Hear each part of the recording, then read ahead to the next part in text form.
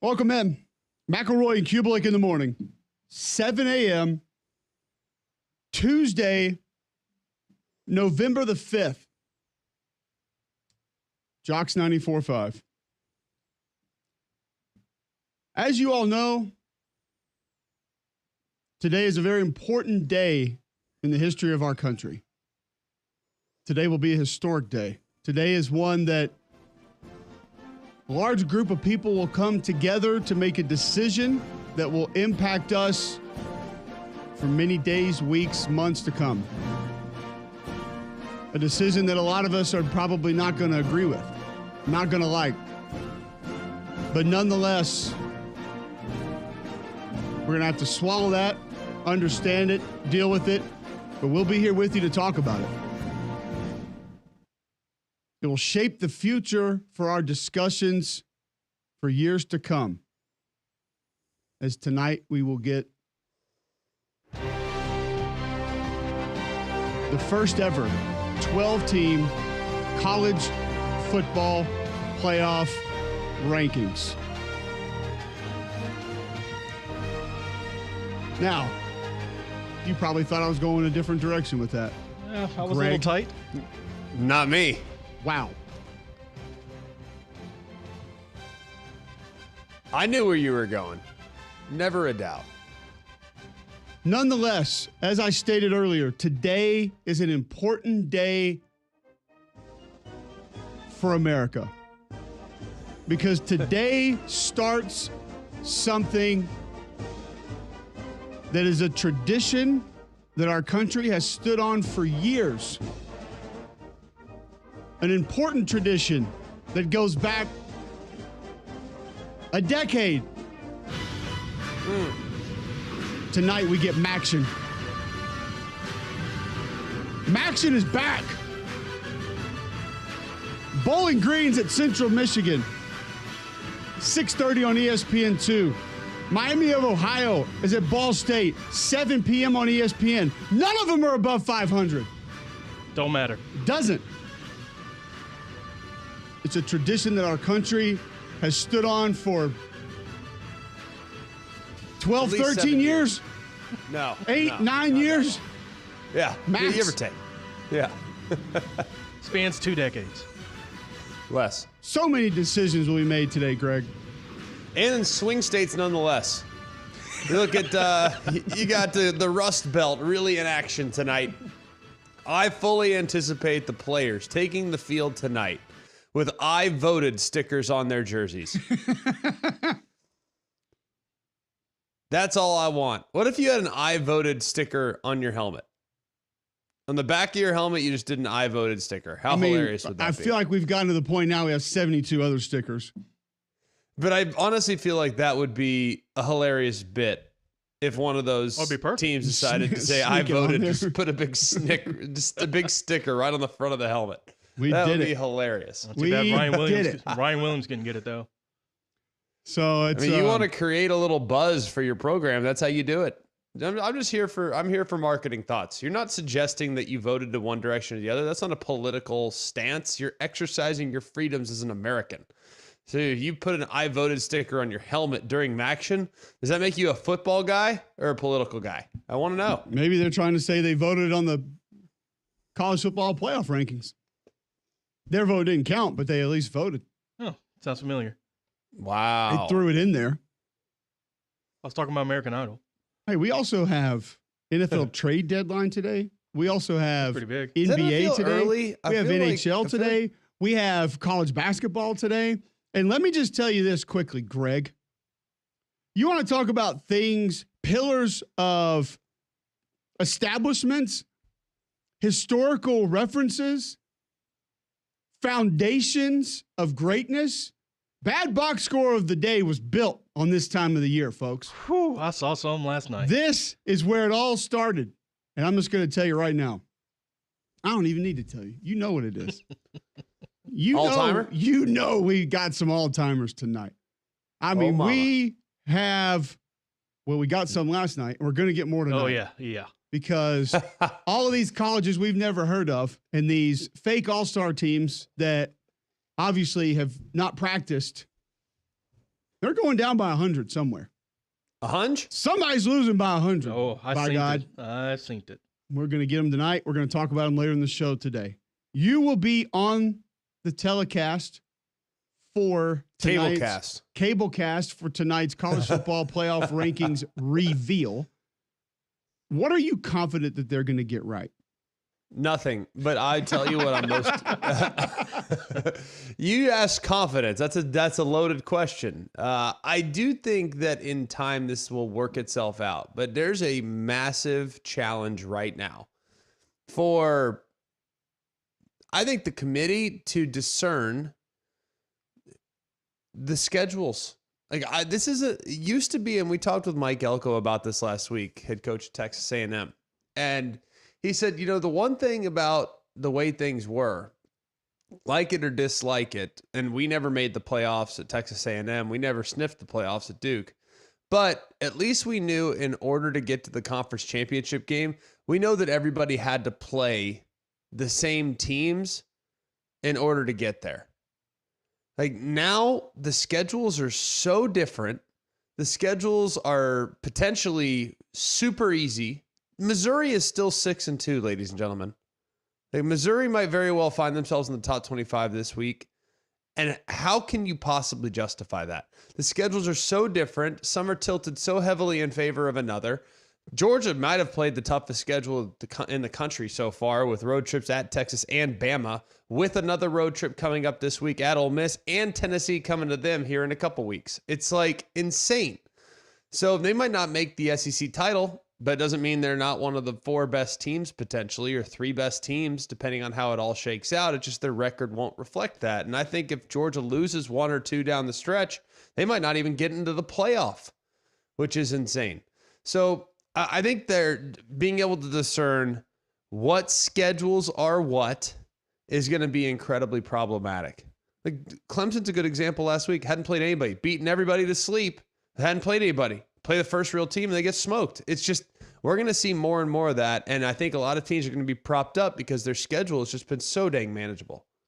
We talked about it on Read and React last night. We kind of did a quick segment of what do you think they'll get right? What do you think they'll get wrong? I said I think they'll get BYU wrong, even though I think there are good wins on that schedule, and no one really talks about them. It's kind of odd because like you just ran through a laundry list of teams that have played tough schedules, have played fairly easy schedules. Some of them getting a lot of credit for doing nothing, some not getting enough credit for doing a lot. The BYU schedule is a lot more difficult than I think people want to talk about or have talked about. Yeah. And as you and I have stated on the show, you watch their play at the line of scrimmage. I think it's a lot better than people believe. I think they're just a better football team than a lot of the general public either wants to believe or believes or even just has seen. So I think they'll get BYU wrong. Now, where exactly should they be? That's going to be different for a lot of different people. But you got to win against Kansas State convincing. You got to win against Oak State. You got to win against SMU, which is a really nice win right now. And I just don't think that they're going to be anywhere near high enough. What I do think that they'll get right is the top 3, maybe the top 5, because the AP poll didn't get the top 3 right, having Miami at 4. But I think Oregon, Georgia, Miami, they will get the top 3 right. And then after that, we'll see. It will be interesting where Ohio State falls, where Texas falls, Penn State, and then obviously Indiana, as I mentioned, BYU undefeated. Where do they fall? How low will they be? Army, I think, is going to be an interesting one to watch. So, like you said, Greg, a lot of it will work itself out because a lot of these teams are going to play each other first and foremost. Correct. So they'll cancel one another, but. Just to see kind of where the committee's mindset is on Notre Dame, where the committee's mindset is on Alabama. It's going to be interesting tonight to see kind of where they fall. Super interesting. To me, the most interesting team is Indiana. More than anything else. And it's not because it's a few reasons and a couple boxes that we need to check, right? One, not a traditional blue blood. Is there brand bias baked in? Absolutely there is. And guess what? For those of you that say that, I don't have brand bias, you're absolutely wrong. Who'd you pick to win the national championship?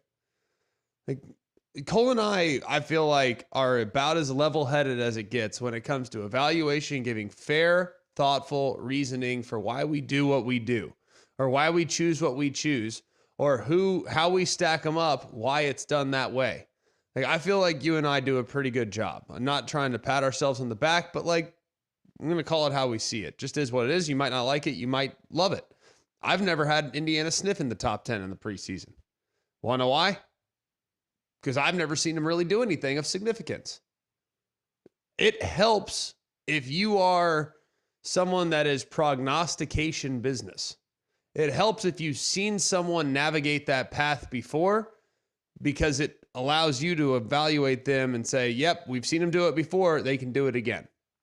And I've never seen Indiana be any better than they were in COVID. I've called their games too when they were at their peak back in the Penix era, believe it or not. Yeah, they were really solid. Who was the linebacker from Tampa? God, he had his neck was like Taquille Spike's neck. They had like 2 or 3. No, the white guy. I'll find it. I don't know. They had a couple guys that were dudes, but a lot of guys were from Tampa because that's where Tom Allen coached high school ball. Yep. And Tom Allen was the head coach there. So, like, I've seen them at their peak. You look at their schedule right now. Just go and look at Indiana's schedule, and if you don't want to do that, I'll do it for you. Their best wins are against a 5-4 Washington and a 5-4 Nebraska. Those are their best wins. Nebraska's lost 3 in a row. Washington's been up and down like a dang yo-yo all season long. Those are the 2 best wins. But here's what I like about Indiana. They're not playing to the level of the competition. Yes, the competition has been very manageable, extremely manageable, but they're blowing everybody out. I mean, they're kicking people's tail. So they're the most interesting team to try to figure out where they're going to be ranked tonight, because while the resume isn't there, the game control / eye test is pretty dang impressive. So that's what I'm most intrigued by. I think Indiana is going to tell us a lot about what the committee values. If they're really, really high, the committee will tell you eye test matters. If they're not ranked very high, they're going to tell you that resume matters. And that's, I think, something that we can learn a lot from moving forward.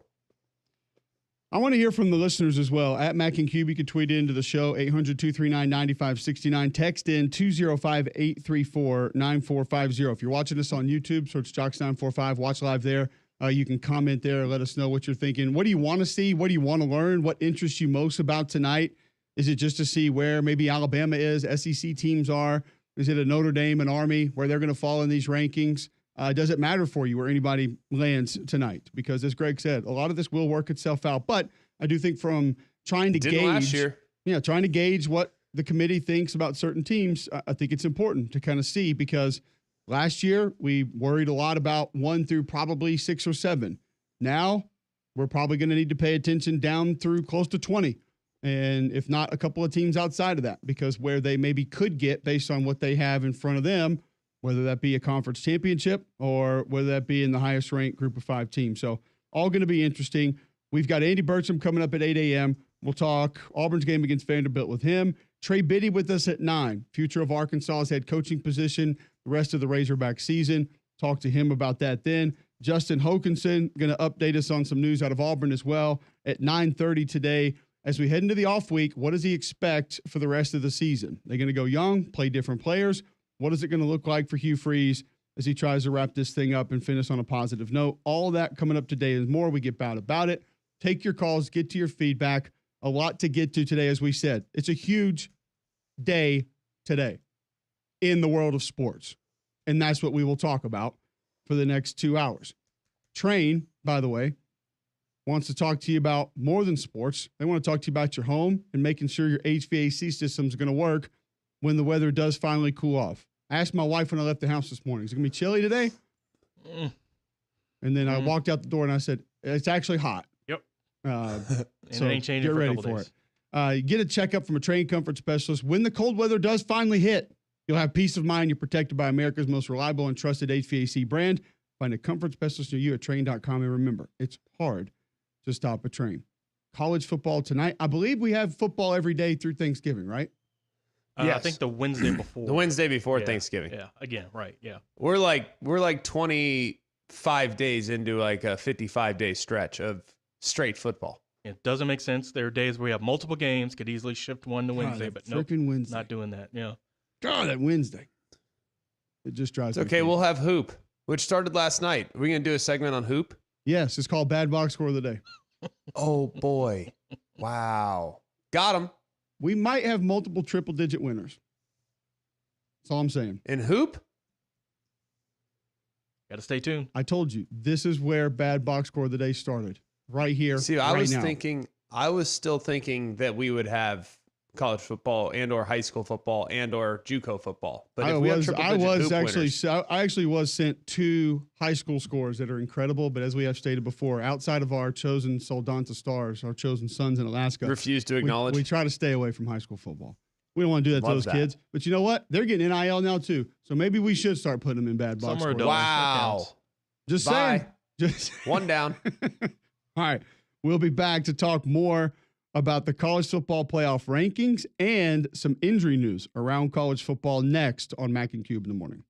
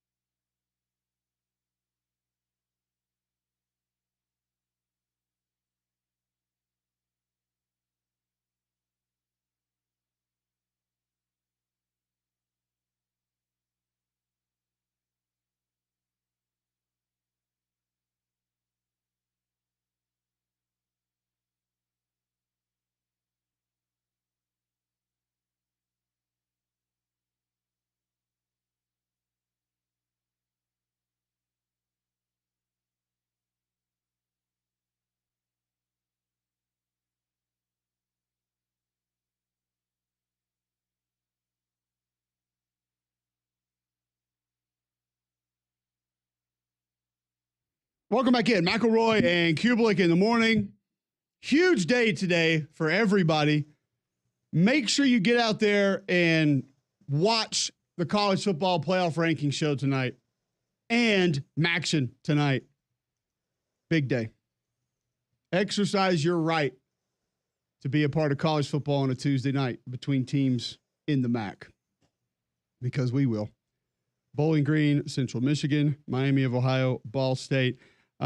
Texas A&M going to be without Le'Veon Moss the rest of the year. G-Mac, that's a big loss. You hate to see that. I mean, he's just a guy that you love watching play football. I mean, the way he plays the game, the way he runs the ball.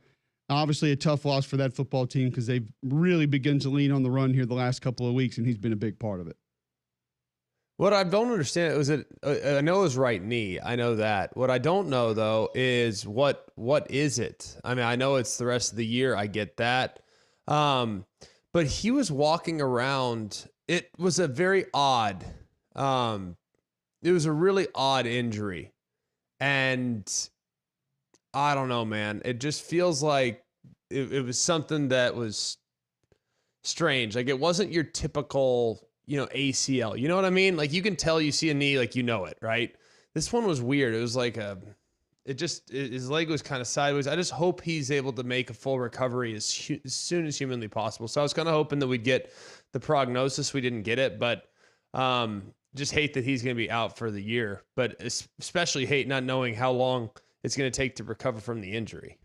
Yeah, it's I didn't see anything exact. I did see a couple of people yesterday when we were hanging out in the studio talking about what they thought it was, but I have not seen that confirmed, so I'm not going to go there. But I think pretty easy to assume what it probably is. Also, Florida, apparently DJ Lagway, according to their head coach, Billy Napier, the injury, quote, less significant than originally thought. And there's a path for him to be back. Now, there's some gray area in that, Greg. I don't know if that means, hey, he can be back this week or he'll be back by the end of the season. I don't really know. But I guess good news, because when you see a guy that looks like he has a hamstring and he gets carted off the field, my first thought is, okay, that thing's off the bone. He's probably needs surgery and not going to be back this year. So much better news than I would have imagined based on the way he left that game. Well, what I don't understand is when I watched it live, it looked like a non-contact, right? So, like, super relieved it wasn't that. Then I didn't even know it was a hamstring until yesterday. I mean, I was under the assumption it was non-contact knee. You know what I mean? So any prognosis that isn't that, I was pretty fired up about. I hope he can get back. Whether he can or not, I don't know. But my initial reaction, without listening to what Kirk and Chris were saying about it, was that I didn't hear anything, but just looking at it, I thought non-contact knee. So glad to hear it's not that. Also, Alabama going to be without wide receiver Cole Adams for the rest of the season. He's going to be out. LSU offensive lineman Garrett Dellinger. We thought that didn't think it was a great chance that he would be back. You had the bye week to be back, but their starting left guard had tightrope surgery. Brian Kelly confirms that yesterday, so he's not going to go against Alabama, which, as we've talked about, Greg, thinking that you're just automatically going to get a pass rush against this group is not a great idea or a great thought process, but having Dellinger out may help a little bit for Alabama to be able to find their way back to Garrett Nussmeier and hopefully force him into some interceptions. Well, I just don't know if you're going to get pressure with the personnel you have up the middle. Like, guess what? The guy you want to beat on LSU's offensive line is the center. I think you can work him. So Dellinger, he was a nice guy to have right next to him to kind of, hey, I can help you. I'm a big body. I can kind of help you, and I don't have to necessarily put you on islands. The way you rush the passer against LSU, unless you have freak shows on the edge, you better rush it right up the middle against the center. I think LSU knows that, and they will coach around it. But being one man down on the left guard spot, I think is pretty significant. So we can talk a little later in the week as to how you create pressure against the center. There's a lot of ways to do it. And Alabama actually uses a lot of those ways just in their regular week in and week out defensive pressure packages. So I like the hopes that they have there, but I don't know. I still think you got to find an edge rush at some point.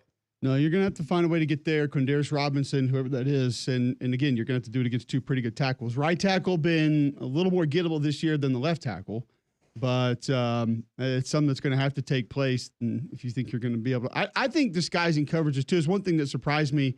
I think Alabama fans will be happy to hear is the Tennessee staff talking about some of the looks that they got early in the game from the Alabama defense and how confusing they were and how they had not seen them all year. And there were some new looks that Alabama had not shown. So that should give you some confidence that maybe something similar can happen to a guy that's known to throw the ball to the other team. And then you get opportunities to be able to make that happen there. So, because I think a lot of people just look at this defense and think that they don't do a whole lot. It's pretty ordinary. And that's coming from another staff in the league saying that, yeah, they got us on some stuff early because we had not seen that. They had not shown that. And it was problematic for us. So you hope that they're able to replicate that again against LSU this weekend. What do you think about, I know quarterback run is going to be a factor this weekend. That was already kind of determined based on how Marcel Reed went. But I still think it's running back run this week against LSU. Am I crazy? Like, I think your traditional run sets is how you can kind of pound away at them. They got some young guys up front. They're starting a true freshman at D tackle who's very talented, but this will be as difficult a test as he's played. He hasn't seen a guy like Tyler Booker yet. Think about the O-lines that LSU has played this year. Which one has a guy that looks anything like Tyler Booker or plays anything like Tyler Booker? I don't think the guard, and look, you can say A&M. I don't think the guards at A&M are as good as what Tyler Booker is. I don't think the A&M offensive line is as good as everyone seems to think it is. I think they're really solid, but I don't think they're elite. Yeah, they've just gotten a lot better too. They've improved. They're so improved. They're so improved, but I don't think they're super high-end premier. I think they're probably a top 20, top 15 group, but are they top 5? I don't know. So we'll see kind of where it all goes, but I just think running the football is going to be massive in this game because I don't know if I love the wide out matchups as much as I did probably 3 weeks ago when going into the LSU game, LSU Ole Miss game when I did that one and kind of watched those guys very closely. Well, A&M would by far be the best group they've played. And Carolina's group's improved a little bit, but when they got them, I mean, that was 2 true freshmen week 3. So that's I don't think you could put that up against what Alabama's going to be bringing to the table. And I agree with you. Besantis has had a good year. I think really the thing with A&M that people like and that they should like is that they've improved and gotten better across the course of the season. I don't think any of even 55 at right guard's had a nice year, but I mean, he has his losses. He has his moments, his lapses. I mean, it hasn't been super clean all year. It's not even close who you would take the O-lines they've played versus what Alabama's going to have this weekend. So I'm with you. And I'll go back to this. We've talked about it multiple times. When Alabama possesses the football, who are the best players on the field? Tyler Booker should be towards the top of that list. Towards the top. Jalen Milroe should be towards the top of that list, specifically when carrying the football. And after what we've seen the last couple of weeks, your running back should be towards the top of that list.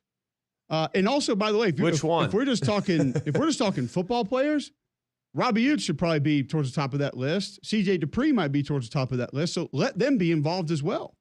And maybe that's to even further your point of not just the best offensive lines that LSU has seen.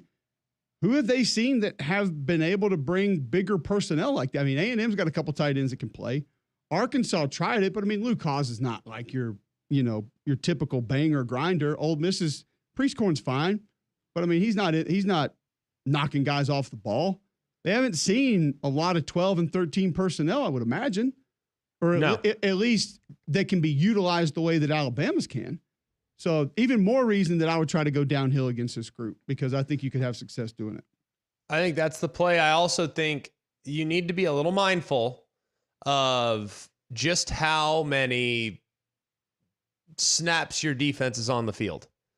I think Alabama needs to grind it out in this game. As wild and as backwards as that might feel, I'd seldom tell Alabama to junk things up. I just don't think that's more often than not, they have a talent advantage. Right. And I do in this case think that I think the rosters are comparable. I think LSU's got holes. I think Bama's got holes. I think LSU's got youth. I think Bama's got youth. I think there are question marks on both sides as far as the personnel that are going to be playing pivotal positions. But I'll tell you what scares me to death is those wide receivers against freshman DBs. That scares me to death.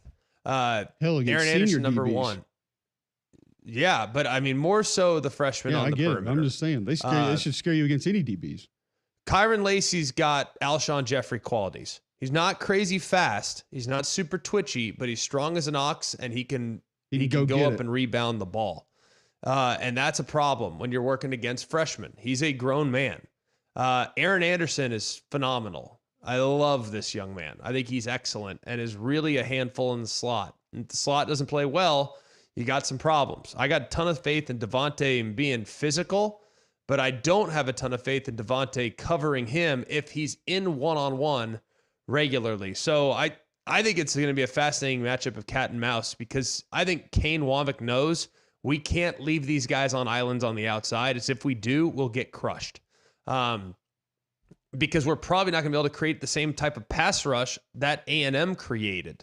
That's probably what he's thinking. So I got to either pressure, which is possible, or I got to make sure I tilt coverage late, which is possible, or I got to disrupt with press, which is possible, or I got to mix up the looks and play some combo coverages and get Garrett Nussmeier to make some mistakes because he thinks it's something and it's something else. Absolutely. All right. We'll continue talking games coming up this weekend, but on the other side, there were some massive upsets and scores that did not go the way that we thought over the weekend outside of the SEC that we at least need to just hit on. We'll do that on the other side when we come back. First, we'll tell you about our friends at Wayne's. You've heard us talking about that mosquito protection that they offer, the termite protection that can keep all the bugs out of your house. But what about the rodents and the wildlife? You don't want the raccoon or the possum getting into the garage. You don't want those squirrels up in the attic. They have a team of wildlife removal and exclusion experts that can prevent this from happening at your home. Nobody wants critters in their house, and Greg Waynes can make sure if they're there, they get them out, or they don't even get there in the first place. Yeah, we don't want that. Last thing we want are critters running around all over the place, and that's why Waynes will get them taken care of. They also specialize in the EnviroPest. They have the Mosquito Plus. Told you for a while now about the lawn care, but the wildlife is something that I have used. Had some birds nestled up in our attic that can make everyone in our family sick. Got out in front of it, took care of it thanks to our friends at Waynes. Call them today, 866-WAYNES-1. That's 866-WAYNES-1. Visit callwaynes.com. That's callwaynes.com, and let Waynes continue to create your happy place. All right, some oddball scores from around college football from this past weekend next on Mac and Cube in the morning.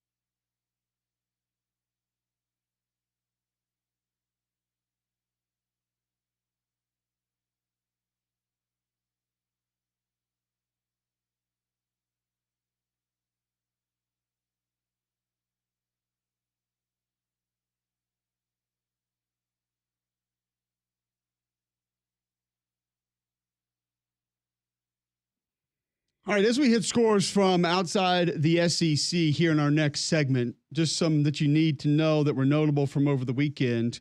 It is 7:36 Tuesday, November 5th, right here on Jocks 94.5. Massive day for our country as we will get our first college football playoff rankings show tonight. Greg McElroy will be a part of that show. As it airs, you will be able to watch him react to it. We'll get to a couple of those scores, both in-state and out-of-state, in just a moment. First, Greg, tell our listeners about B-Dry. B-Dry has been serving Alabama and customers here in this community for more than 60 years. They continue to set the standard by being the biggest waterproofing company in the country. They also have the only solution that stops all 5 ways water can enter your foundation. So go and check them out today. B-Dry is amazing. They also will back it up with a life of the structure warranty, and they will make sure that you get what you need and get it done in a timely manner and get it done at a favorable price. So you're going to be able to go and get it done and not have to pay a cent for a year, and it's interest-free. So go and check them out right now, bdryalabama.com. You can also call them at 942-1976. All right, some scores from in-state schools over the weekend we didn't get to yesterday. Wofford takes down Sanford over the weekend. They go to 4-5. Sanford goes to 3-5. Quincy Crittenton 31-41, 242, a touchdown, no interceptions. Sanford outgains Wofford, outrushes Wofford. Wofford goes 3-10 on third down, Damian, but Bulldogs just couldn't find a way to win it. Yeah, man, it kind of in the same boat with Auburn a little bit. It's just consistency, man, and that's what Hatch was really harping on going into this matchup. And, I mean, Wofford, they had 2 explosive plays there in the second half that really kind of just snowballed into them starting to chew on the clock and things. And then the air raid, of course, when it's not clicking, man, it's just not clicking. So, I mean, good job by the Terriers. They came up ready to play, but that Southern Conference is just real. Yeah, I think that stops a 3-game win streak that Sanford had over the Terriers as well. Absolutely. Let me tell you about my friend Ben Hedden of the Beham Realty Group. If you think about selling your home, and when it comes to selling, you only want excellence, you need to get my buddy Ben a call at 205-568-2705 or go to BehamRealtyCo.com. If you're struggling to get your house sold because the markets are changing every single day, you need an expert that focuses on adapting at half the time to make sure you and your squad come out on top. That's my buddy Ben Hedden of the Beham Realty Group. You can visit their website at BehamRealtyCo.com or give them a call at 205-568-2705. All right, GMAC, Troy gets their second win of the year, 38-24 over Coastal. Coastal goes to 4-4. Damian Taylor, 28 carries, 190 yards for the Trojans. Only 2 flags on the day for Troy. They ran 55 times for 342 yards. Nice day on the ground there for Troy. South Alabama goes down to Georgia Southern. Georgia Southern now 6-3 on the season. 34-30, they get that win. Kentrell Bullock, 17 for 101. Jamal Pritchett, 12 for 107. South Alabama outgains Georgia Southern 458-337, but 13 flags and 2 turnovers. Not enough for them to be able to get it done. Alabama A&M goes down to Southern 25-20. They get to 3-5 on the season. Southern 5-4 on the season now. Bulldogs 1-11 on third down. Outgained 441-361. Alabama State gets a nice win against Alcorn State, 21-17. They were outgained 432-242. But Keon Lewis's 90-yard pick six, the difference for the Hornets as they get to 5-3 on the season, find a way to win that one. Tuskegee over Clark Atlanta, or goes down to Clark Atlanta, 36-28. Clark Atlanta 6-2, Tuskegee 5-4. And maybe the best football team in the state, West Alabama 17, North Greenville 14. West Alabama 7-1 on the season, folks. Hey, just saying. No one's talking about them. Okay. UAB gets the win as well. Best team in the state? I said maybe. I don't know. I haven't seen the tape. That's where you're going, though. I haven't seen the tape. I'm just who has a better record in state. Thompson? You aren't. It's not all about wins and losses. Yeah. Really? Is it not? Strength of schedule, strength of record matters. Okay. Body clock. UAB 59, Tulsa 21, second win of the season. We'll have Trent Dilfer on to discuss it tomorrow. Jalen Kittner 25-32, 404 yards, 6 touchdowns, no interceptions. Ken Shanks goes 5 catches, 153 yards, 3 touchdowns for the Blazers. Nice win, G-Mag, for UAB, blowing Tulsa out over the weekend. You know that one had to have felt good too, right? To. I mean, you know that one had to have been just a ton of frustration, a ton of angst, And to have it lifted in resounding fashion, pretty impressive. Took a peek at it, by the way, because I was so curious. I was like, what the heck happened? Dude, Tulsa, not minimizing beating a team that badly, but they look like a high school team physically. Whoa. Like, I was amazed. Tulsa used to be a team that had some dudes. I mean, they've had first rounders in the last few years, and they don't look the same. I don't know what the heck happened, but my goodness. Hell, look at all their transfers that are playing at P5 schools. Well, maybe that's it. I mean, it's like, golly. I mean, they like go blitz that tape when you get 5 minutes, and you'll be like, wow. It's eye-opening. Tulsa, by the way, their wins this season against Louisiana Tech and Northwestern State. So they're 3-6 on the year. All right, you give me like a one-word, one-sentence response to any of these that took place over the weekend. If you want, Greg, or we can just move on. But I want to blast through some of these that happened because even though they weren't top 10 teams, we had some wild games over the weekend as far as how they went down. Both number 11s in the AP poll lost. Iowa State goes down to Texas Tech 23-22. Texas Tech gets to 6-3. Iowa State 7-1. Not surprising. Texas Tech's quarterback was back. Texas Tech's been able to pound the ball all season long. Taj Brooks, if you don't know him, you need to know him. Dude's the real deal. They're running back at Texas Tech. And can't say it was super surprising. Iowa State's just not crazy talented, but Texas Tech's got some dudes. Now, they lost a close one to TCU. They weren't ready to play when they went and played at Washington State.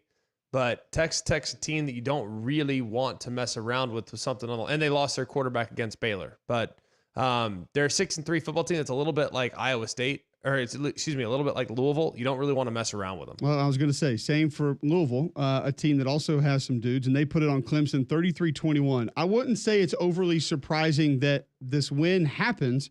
I would not have believed you if you told me Tyler Shuck was about 50% with 156 yards that they did this. And we don't expect it to happen in Clemson, South Carolina. That doesn't usually go down there. But this was a rough one for Clemson, GMAC. And Phil Moffitt still had a nice day, but ugly game for Dabo's group. There's no spin in that one. That's a backbreaker. You had a bunch of momentum built up after having won 6 in a row.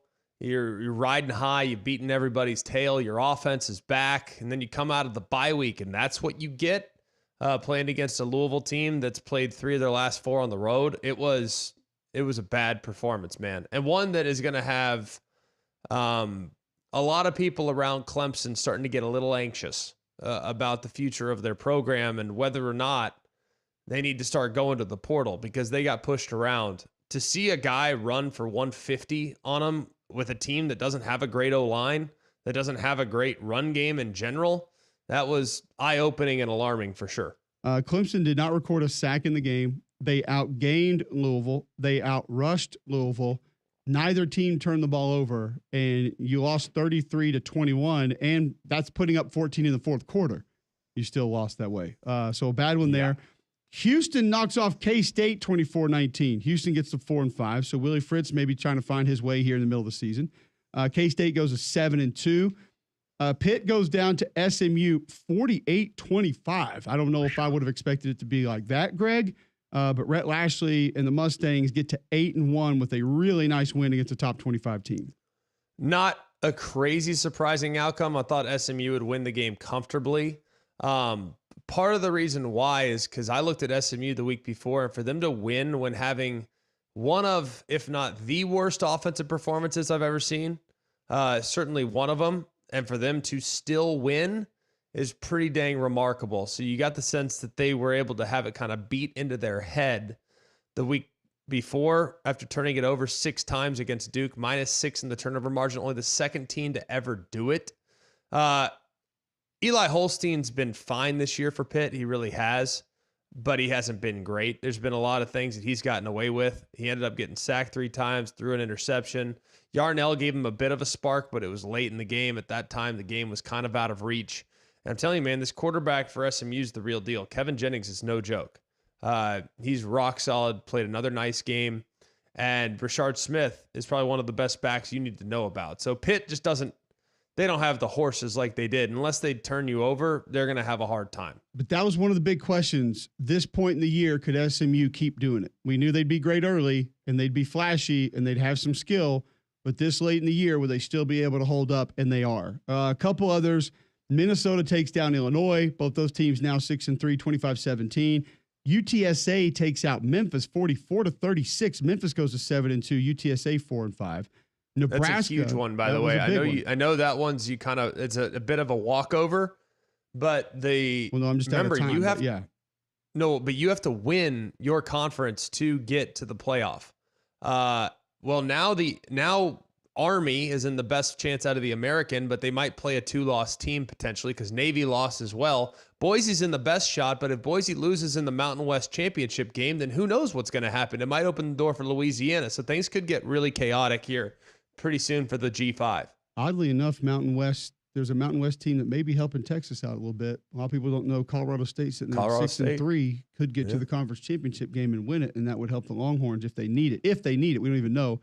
UCLA 27-20 over Nebraska. Nebraska goes to 5-4. And then you just mentioned it. Rice over undefeated Navy, 24-10. No one saw that one coming. Now, the game itself took like 8.5 hours. Something Rice multiple delays, but yeah, that was the week after Rice fires Bloom too. Mike Bloomgren fired last week, and then Navy just they're just not very good. I mean, I don't know what to tell you. I mean, we did the game a couple weeks ago, just never felt great about them. I never know what to think though when you get these games that have it's like our Kentucky Southern Miss game week 1. Like when you get the 30-minute delay and then the hour delay and then the 45-minute delay and then halftime shortened and then a 30-minute delay. It's like, what are we even doing at that point? I can never really point to that and say, oh yeah, that team just beat that team. You never know exactly what's going through. The other thing, how is it that Houston was able to play and Rice couldn't? They were literally 5 feet away from each other. I can't answer that one. I mean, Houston had a 2.5-hour delay. Rice had like a 6-hour delay. I don't understand how that TDEC happened. has those lightning rod things where it's safer, it's safer over there. Is that what it is? I mean, have you been in Rice's stadium recently? Not a lot of upgrades. I'll just say that. I thought it was Legion for a little while. I thought Legion got displaced. Upgrades. Other than the fact that it's dug into the ground, it's very similar. Yes, but yeah, it feels like an upgrade would be welcome there. I would imagine. All right, we'll be back with our top 3 next.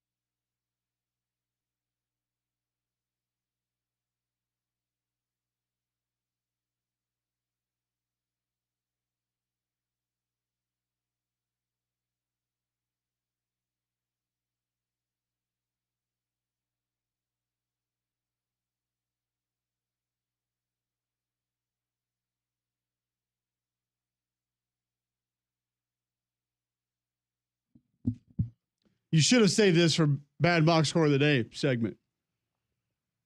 It's worse than you think. That's all I'm going to say. Oh, no. It is. Worse than you think. All right, let's get to our top 3 each and every day. Today, top 3 things you need to know from the NFL weekend. Damian, what were our big 3 takeaways from the NFL this weekend? Well, there's one that actually dropped a few minutes ago as Zadarius Smith, formerly of the Minnesota Vikings, has been traded to the Detroit Lions. Played his Cleveland college Browns. ball at? Wow. He played in the SEC, guys. I don't know. Wait, remind me who was the game? Zadarius Smith. Oh, Kentucky. Yes. Hey, I don't know why I thought Tighten up. Michigan. I don't know why I thought Michigan. But no, he is traded Same to thing. the Detroit Lions as the Lions look to replace one Aiden Hutchinson, who is going Is to that be that out. big of a deal? It's Massive deal. it's big. Probably the biggest move ever. Add another pass rusher. I'm just saying, I'm just asking, is that, I mean, you lost Aiden Hutchinson, so you probably Right, you needed need somebody. Yeah. That's the one thing that they haven't been able to do. Since he got hurt, yeah. Okay. So yeah, it's a big deal. All right, writing that down now. Game-changing trade for Lions. Hey, Lions Super Bowl after this? I mean, they were already slated for that one. Oh, okay. They're probably the best team in the NFL. Right. I'm sorry? They probably are. In the NFL. NFC? No. For sure the NFC. The NFL, they worth the conversation with the I didn't say they are. I Chiefs. said they probably are. They might. It's worth the discussion. They're worth the discussion. Okay. And you see who their quarterback is, right? There's a reason I didn't mention that. No one cares. He wouldn't be there without the refs, but okay. Oh, and speaking of those New Orleans Saints, how about the Carolina Panthers knock off the New Orleans Saints 23-22 and Bryce Young's, I guess, return back home, getting back right and as the starting quarterback. And not only did the New Orleans Saints lose the game, they ended up firing the coach yesterday as well. So, John, what is your reaction to the Dennis Allen firing? Is it too late? Better than the Titans. I'll tell you that. We have the same record. Okay. And y'all fired Josh coach. We just got ours. Okay. Well, we have a Super Bowl ring. What do you got? You want to go down this path? We're talking about this year. I Still. was literally just asking how you feel Okay, about Dennis that's fine. Allen. I said that they were going to lose to the Panthers before the weekend, so this isn't surprising. He never should have been kept on. It's we're going to keep the guy that'll keep everything together. He wasn't that. They decided to do it for 3 more years. I will tell you guys, I've told you guys before, Monday nights driving to the airport, listening to Charlotte Sports Radio, and then like Sundays riding around too. It's hilarious. And the best part is they FNZ has Steve Smith on Monday nights. He's incredible. He's just incredible radio. Is he a homer? Oh, yeah. He's a big Dodgers fan, Greg. I don't know if you knew that either. Grew up in L.A. I did know that, actually. Yeah, they had a long conversation about Raul Mondesi last night. That's my guy. That's the state of their season. But like they ask him about all these receivers and they try to get him to compliment these receivers, and he's like like the hardest judge of talent and character of anybody on earth. And he wants to say nice things, and it's like he just can't let himself do it. He was very complimentary of Xavier Legette, mainly because he blocks. That's what he said. There we go. You gotta love. Like, tell me if every receiver were wired like Steve Smith, though. Oh my God, man. you kidding? How about every player? Oh boy.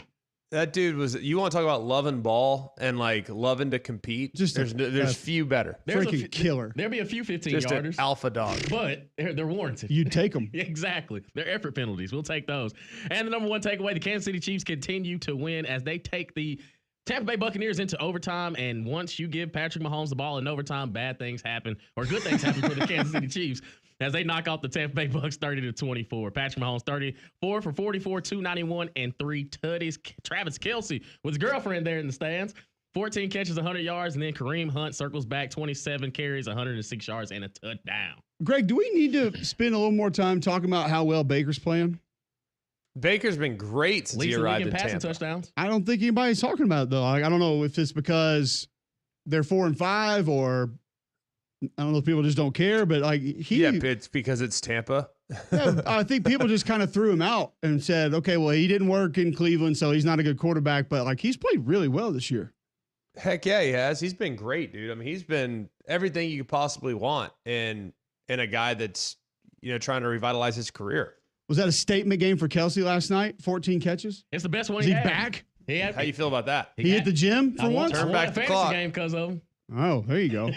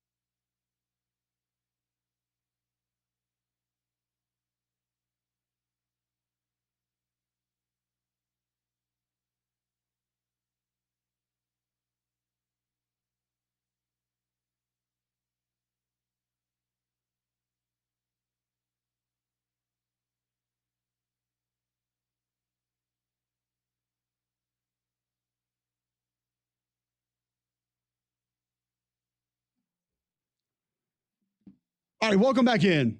McElroy and Cubelic in the morning, 8 a.m. Tuesday, November 5th, right here on Jocks 94.5. He joins us every Tuesday. It's the voice of the Auburn Tigers, and he's with us thanks to our friends at Craneworks. It's Andy Burcham.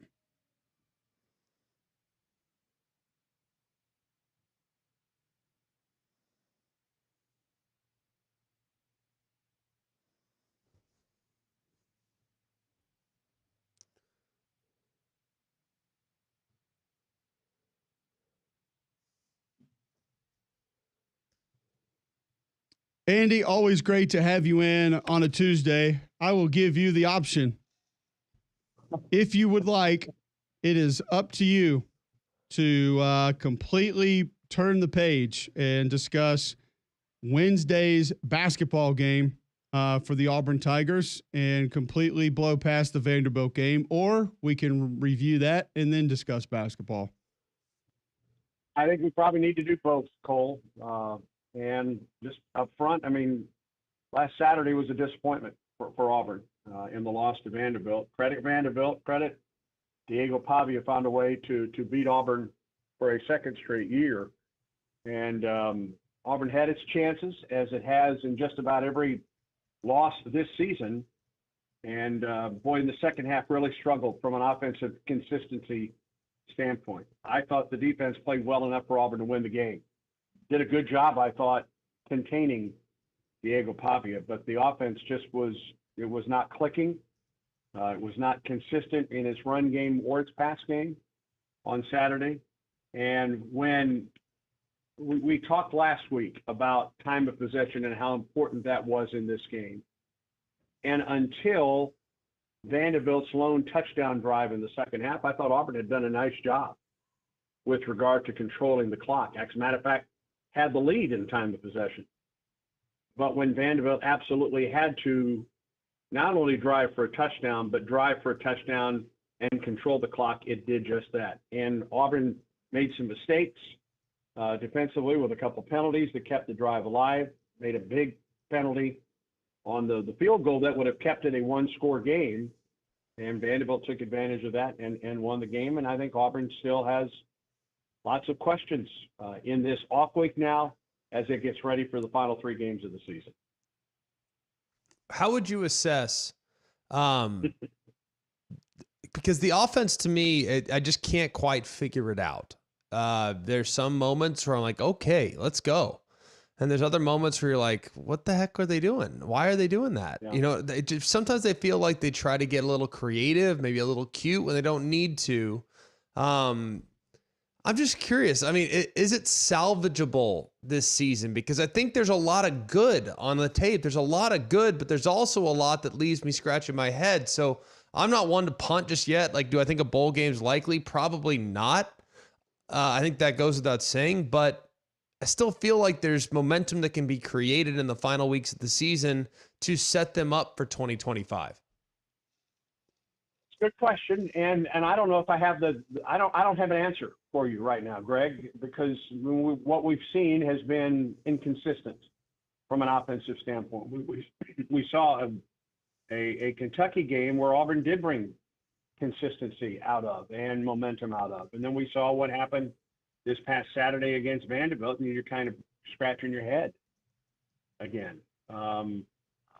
I don't know what's going to happen in these last 3 weeks with ULM starting a week from Saturday, and then a Texas A&M team that comes in here after a very disappointing loss at South Carolina, a big blow to A&M's playoff bid, and then you've got the Iron Bowl in the final weekend of the regular season. And for Auburn to get bowl eligible, Auburn has to run the table now, and that will be very tough considering the way Auburn has played of late. So can Auburn get some momentum going into the offseason? We'll have to wait and find out. I don't know at this point. Is the potential there? I believe it is. Will that happen? We'll have to wait and find out. Andy Burcham, voice of the Auburn Tigers, joining us on the Buyers Right Hotline. He's with us every week thanks to Craneworks. How do you anticipate personnel, playing time, reps being handled after the bye week for those next 3 weeks? Anything extremely different? I don't know if it'll be much different. I'm not hearing anything about any kind of look at, well, let's take a look at what we do at quarterback. And I know there's some folks out there that have been calling for that for some times. I'm not hearing that at this point, but we're only in Tuesday of an off week. So we'll just have to wait and see if anything comes of that. I mean, Auburn is playing a ton of youngsters right now anyway. If you're thinking about, well, let's get some of the young guys some playing experience in the last three. Well, I mean, just look at all the freshmen that are playing and have been playing for some time, both offensively and defensively. So I don't really know what the options are right now with personnel that you have at this point. So I don't anticipate a great deal of change in starting lineups, in the two deep. And let's say Auburn wants to go young for Auburn's been young for most of the season anyway. So I don't know if we'll see a great deal of change for these last three ball games. What with regard to personnel? All right. I think it's the right move. What would you like to say to those that say, hey, let's just go freshmen and let's just see what we got? Because while I understand that's natural for the fans to kind of spin it forward and say, well, we don't need these guys anymore. We really need to be getting reps to the guys that could help us win in the future. I personally feel like you're cutting off your nose to spite your face there, because it gives the impression, whether it's consciously or subconsciously, that you're not putting your best foot forward on a weekly basis to try to win. So I'm still of the belief that you play the guys that give you the best chance, regardless of the future, because that is the foundational element of building a program the right way. Do you agree with that? I do, and I would just say to that, what I just mentioned is Auburn's playing a ton of freshmen right now and have been for some time. And they're not doing it to give the freshmen experience. They're doing it because of injuries, especially at the cornerback spot. And some of these freshmen are playing very well. I mean, look at what Jay Crawford is doing, although he is a sophomore. Look at what Kayan Lee is doing. Look at what DeMarcus Riddick is doing. Look at what Malik Blockton is doing.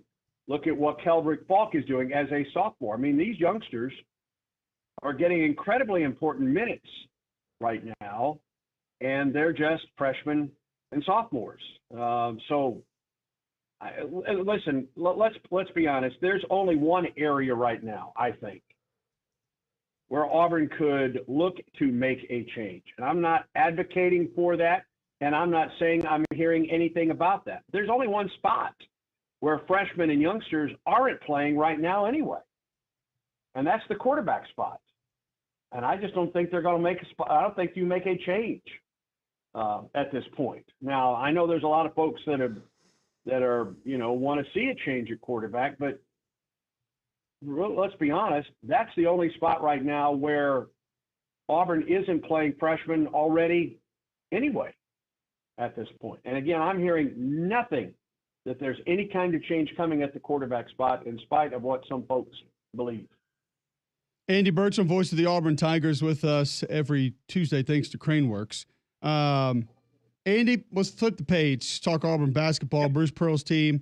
I would ask you, what are we going to get from Vermont? But folks here in Birmingham found out last night as they knocked off Andy Kennedy's group 67-62. UAB does not hit a three-pointer in that game, 0 for 10. And Vermont goes 10 of 27. And Vermont hit 10 of those. So last night. Feels like this might be a challenge. No, it will be a challenge, Cole. And in talking with Bruce Pearl yesterday for Tiger Talk last night, his big concern was that Auburn played extraordinarily well against Florida Atlantic last Friday. I think he'd have liked to have seen Auburn struggle a little bit in that game, because Vermont is a quality basketball team coming in. We saw what they can do on the road in this state last night. And they like to control the clock. They will work the play clock, and then they will shoot a three. And they shoot threes very well. And last night isn't anything unusual for Vermont. I mean, Vermont shot a ton of threes and won a conference championship last year and went to the NCAA tournament, as they have most every year of late. They will play good defense. They will milk the clock.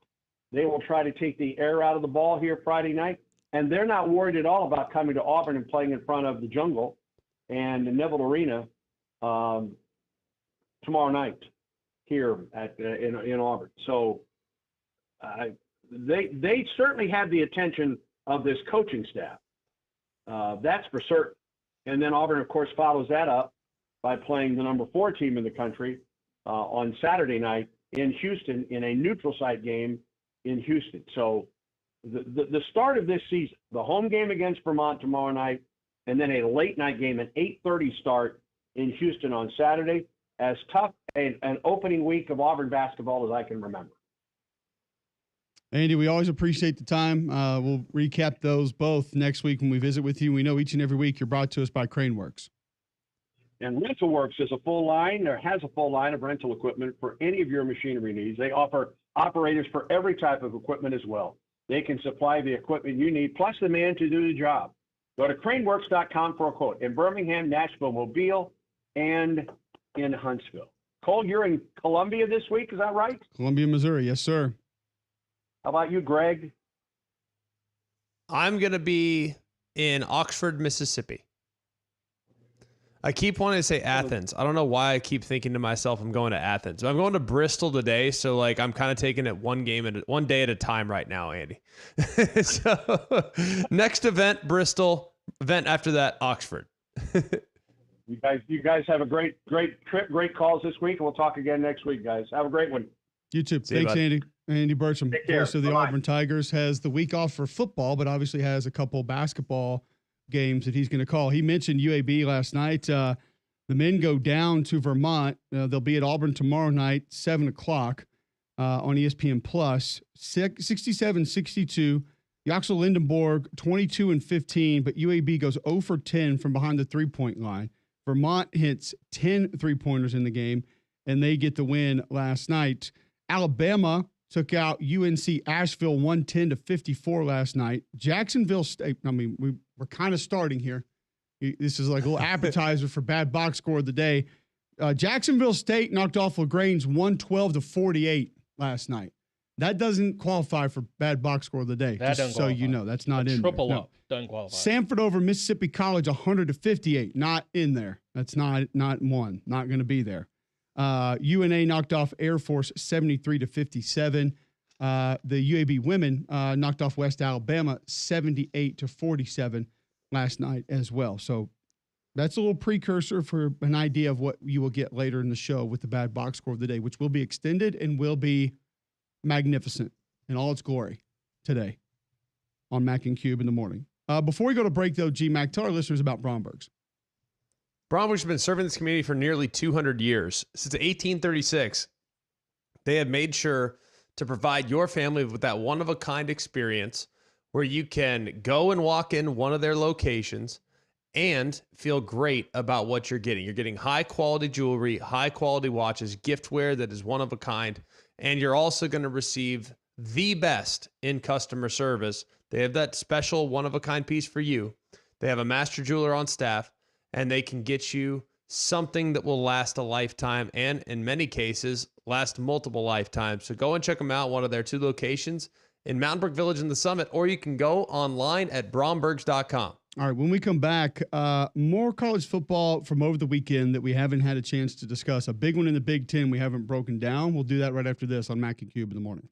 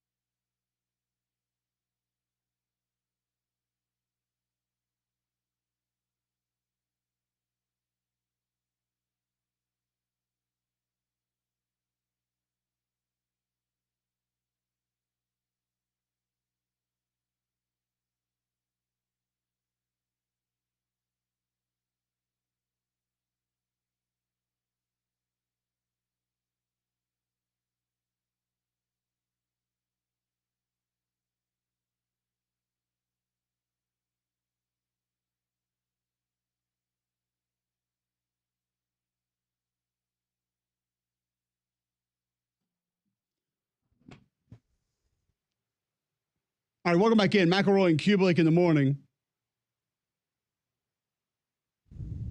8:17 a.m. right here on Jocks 94.5. 800-239-9569 if you'd like to be a part of the show. Talk college football playoff rankings show tonight. McElroy be a part of that. Maction coming up tonight. You'll have that. We've got the trade deadline in the NFL coming up today. We got college basketball tonight. We've got the NBA tonight, the NHL tonight. How's the Stars doing, Greg? Pretty good. They good? Lost badly last Friday in Iceland, so that was disappointing. But other than that, we've had a decent start. If you can't win in Iceland, you got problems as a hockey team. That's what I always say. Yeah, it's tailor-made for that. Yeah. Especially Panthers, when your Panthers off to a good start. Goalie Ottinger could figure out how to freaking stop the puck. It'd be nice, but what are the Jets doing well this year? They're 11-1. Aaron Rodgers is back for him, so that's big. It helps. It helps. Throw more, score more. That's what I always say. Too bad he's not. Rangers are 8-2, but only 17 points. Should I be concerned? 8-2-1. Whatever. We don't count ties here. Points is technically the most important thing. Yep. So I don't know if I would go as far as to say you should be concerned, but it is what it is. Yeah, I usually think wins count the most, but hey, they do. They get 3, but point more, postseason more. You guys see this John Morant 360 last night? Yeah, that's pretty fly. Yeah. John Morant 360 or Saquon Barkley backwards hurdle? It's still Saquon. Greg? Definitely Saquon, but I'm just a little irritated by both. We live in such a culture that is all about highlights. And had the Eagles lost, everyone's obsession with the Saquon play would still be as significant as the outcome in the game. So I'm a little frustrated by that, but it is what it is. But Saquon's hurdle. Long answer to a short question. Yeah, I would go with Saquon as well, but that play by Morant, and they did lose, so maybe he'll be in about it today for having a great layup and his team still losing. Zach Edey double-double last night, though, in a loss for the Grizz. Sorry. Oh, well. Double-doubles still a good achievement. Better than a single-single? Just asking B, well, which one have you done more recently? I mean, you go through the drive-through McDonald's. Which one do you want? Single or double-double? That's an easy call for me. I know exactly where I'm going. We haven't had a chance to talk a ton of Ohio State, Penn State yet, GMAC. I want to spend a little bit of time on it. I had a couple of takeaways from this game. I was surprised at how simple the plan was from Chip Kelly, going back and watching it. There's nothing to it. Not a lot. And I don't know if you noticed, all right, so Ohio State gets the ball back, and they're going to try to milk clock. End of the game? Yeah, just under 3 minutes left. Yeah, thereabouts. I'm going to go to the drive. I think it's 2nd down and 6. Quinshawn goes off right tackle for 9. Just under 4 minutes left in the game. Actually, you know what? This may have been a play or two later. 2nd and 4, 3:19 left. So Penn State has all 3 timeouts. You have the 2-minute stoppage. You're down 7. 2nd and 4. Did you notice what happened on the right side of the offensive line, the left side of the defensive line? Do you recall this? And I didn't hear the broadcast, so I don't know what they said about it. Was anybody watching this game live? Do you know what they said? No, I don't know. I mean, the defensive end, they run off right tackle. Mm-hmm. The defensive end slants out. They get edge pressure also outside the tackle. Those two bump into one another and fall down. Oh, God. And there's literally a linebacker in the B gap with a guard working up on him and nobody else in sight. So he goes for 9 yards. You talk about an all-time bad bust right there. I'm pretty sure the end should have been coming inside. And if the end comes inside, you still don't know what's going to happen, but he may force a cutback and then everything else works itself out. So you don't know how it's going to play out, but whoa, buddy, that was one I was watching last night. I hope they talked about that. How about pulling the zone read to put the game on ice later in the drive? Yeah. Like that. I thought the plan was nice. I thought they formationed them a couple times. They hit them on a speed option where they didn't have numbers. They obviously had the throwback on the first touchdown That was a good call. Really nice call there. I thought it was there was a few busts by Penn State defensively. You had the wheel route on the 3rd and 5 earlier on the first touchdown drive where they didn't cover the back. There were a couple times where they had some numbers in the run game. I thought the O-line held up okay. They really didn't allow like standard drop very often. I mean, Donovan Jackson was against Abdul Carter in like an obvious passing situation once, and he got home, but it wasn't too bad. All in all, I thought it was a pretty good plan from Chip Kelly. I thought they had a lot of missed opportunities. It could have been worse. Was my big takeaway from Ohio State. Like they played about their C+ game and won on the road. My other takeaway is that I just don't know why we continue to put Penn State in the same category as Ohio State and the blue bloods in college football. Well, hold on a second. Now, see, there's so many people going this direction of we shouldn't have done this. They don't belong here. This always happens. We just said they had an opportunity to get the ball back down 1 score late in the game.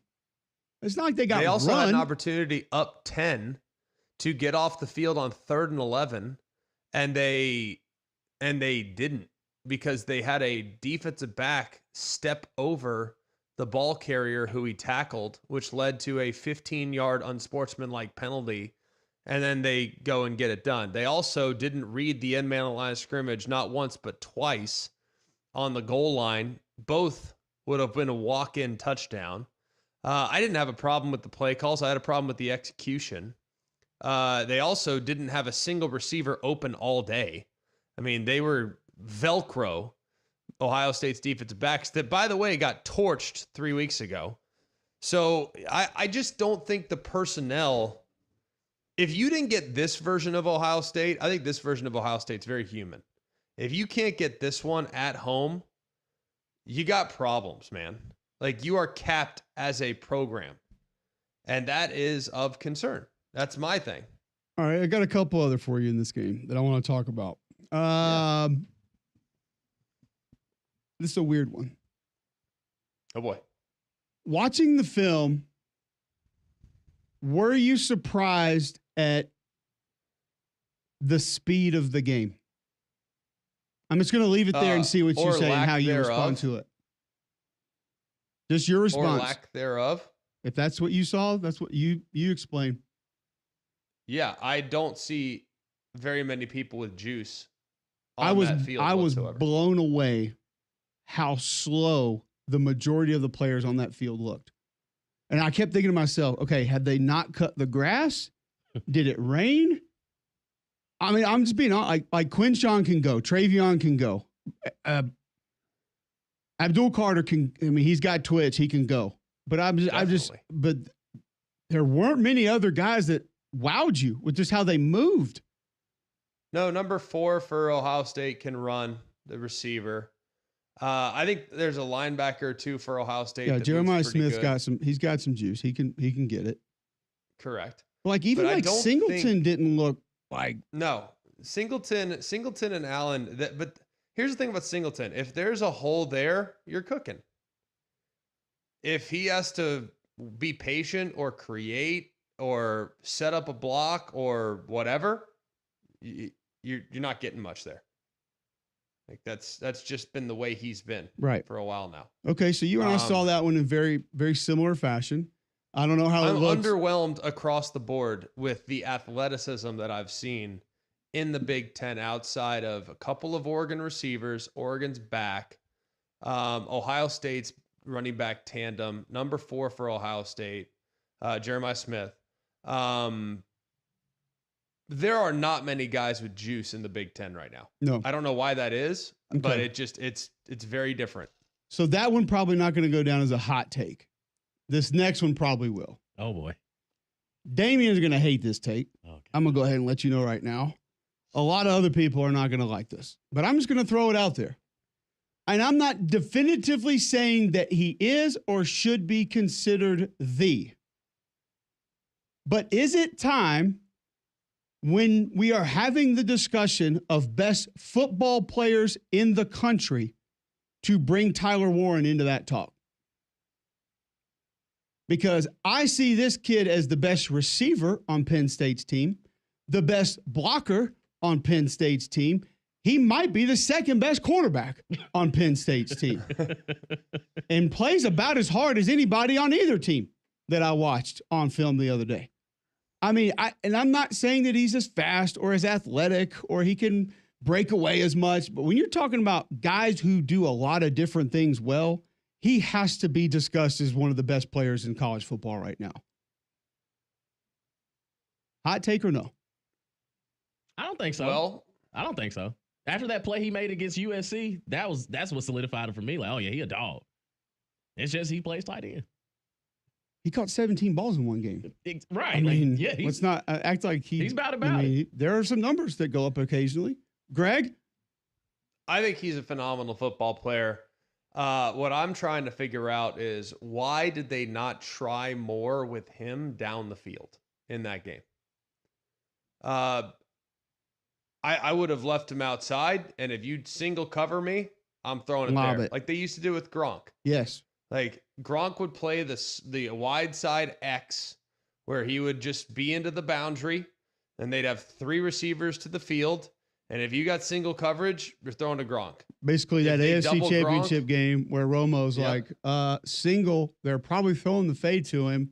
Gronk, Most, whoever it was, every single time. Yes. Yeah, and he would get it. I mean, Tyler Warner's going to go get it. I have confidence he'd get it. He might not get it every time, but I like my chances if I throw it to him 3 plays in a row and one-on-one, he gets 1 out of 3. All right, I feel pretty good about that. Finally, one more thing on that game as far as receivers. That was embarrassingly officiated. Seriously. Like, the Big Ten, I mean, what they allowed the defensive backs to get away with in that game was absurd.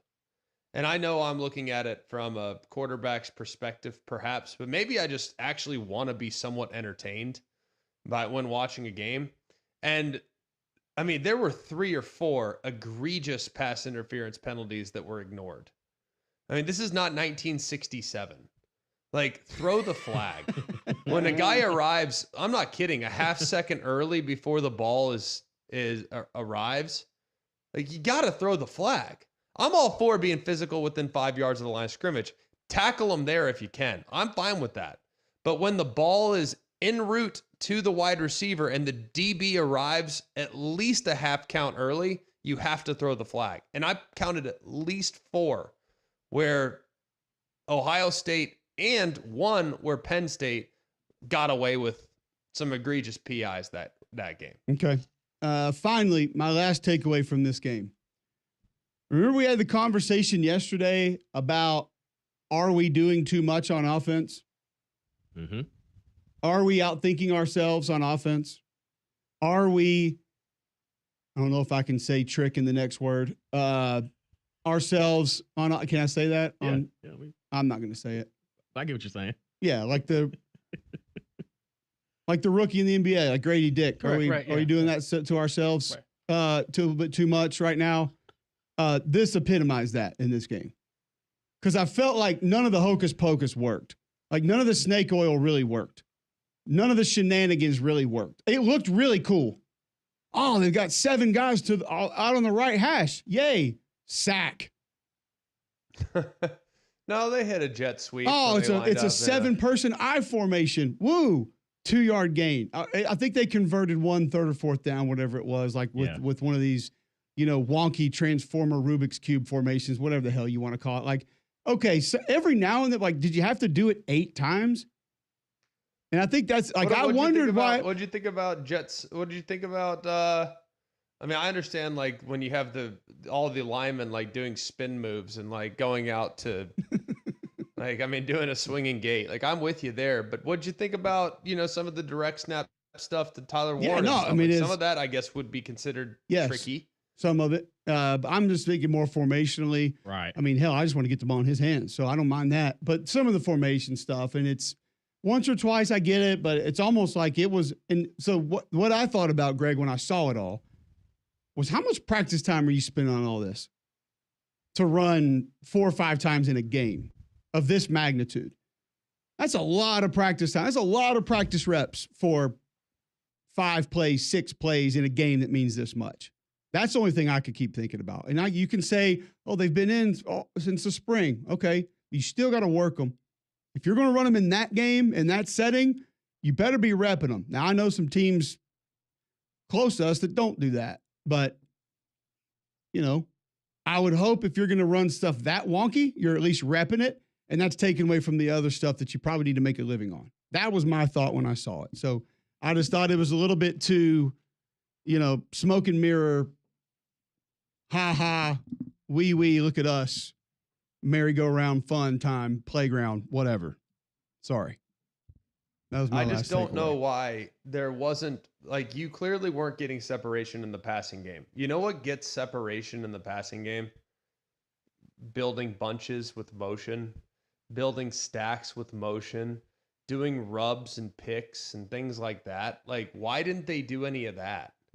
I mean, you were getting man coverage. I mean, why? If I were them, I would have had 15 different ways to create a pick or a rub for my wide receivers and or Tyler Warren.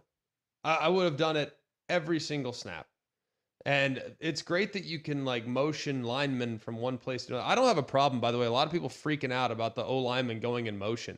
That's something that a lot of teams are doing now, and it works very, very well, by the way. A lot of teams have a jumbo tight end. If you don't have that, you use an offensive lineman. I got no problem with that, Cole. I don't know if you do. No. It gives a guy a running head start to go tee off on a guy on the end of the line of scrimmage. Tell me a DN's not thinking when that O lineman starts in motion in his direction. Heck yeah, he is. So, I don't have a problem with that. And a lot of people are making fun of that. No, the dude from Penn State about killed a guy doing that earlier this year. I forget what game Purdue or whatever it was. It's been great all year. I didn't think he was going to get up. It's been great all year. That has not been a problem. But I'm just frustrated by, it's cool that you have stuff that looks cool, but how about actually building things that help your guys outside of trying to confuse? How about you scheme them open by coaching up the timing of switch releases out of a stack? I mean, that's just, I don't know, man. I'm maybe just too old school nowadays. I think that's part of the problem is I'm just too old school. I'm a believer in execution. I'm a believer in, I'm a believer in coaching up the guys to do the little things. And the players nowadays, they want to, look up highlight reel plays and stuff like that. You're going to get their attention when offensive linemen get the motion, they're going to think that's cool. Or shift, they're going to think that's cool.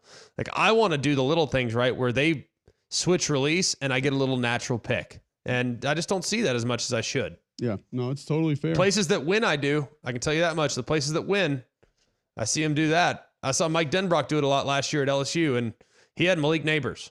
When you're setting picks and rubs for Malik Neighbors, it goes to show you it can probably help you. Yeah, moving him different places. Absolutely. So, that's the kind of stuff that gets it done. If you're trying to move maybe not a receiver from one place to another, but a sofa around your house or into a new house, who should you call? It'd be Crocker Moving Services. They're a local company owned by an Iraq War veteran, Eric Crocker. Crocker believes in hiring movers you can trust to complete full background checks and run drug tests on every single employee. These are good guys, and you can trust them in your home. Whether you need your whole home packed up and moved, your company headquarters moved across country, or you just want them to come rearrange your living room, these guys got you covered. They also do deliveries for furniture that you purchased and need to get to your home. So call or visit them online today for a free quote. The website's crockermovingservices.com. It's crockermovingservices.com. Support your veterans by choosing Crocker Moving Services for your next move. All right, when we come back, we'll continue the college football conversation right after this on Mac and Cube in the morning.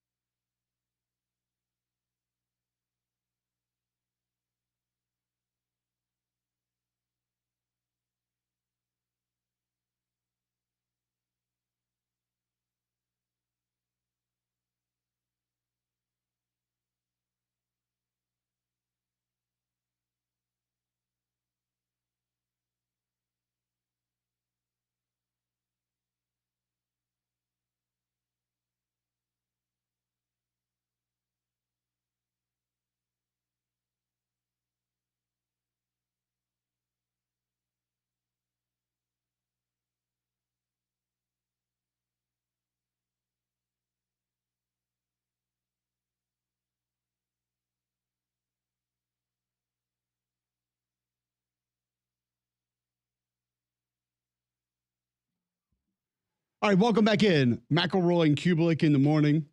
8:39 a.m. Tuesday, November 5th, right here on Jocks 94.5. I mentioned it a little earlier in the show, Greg.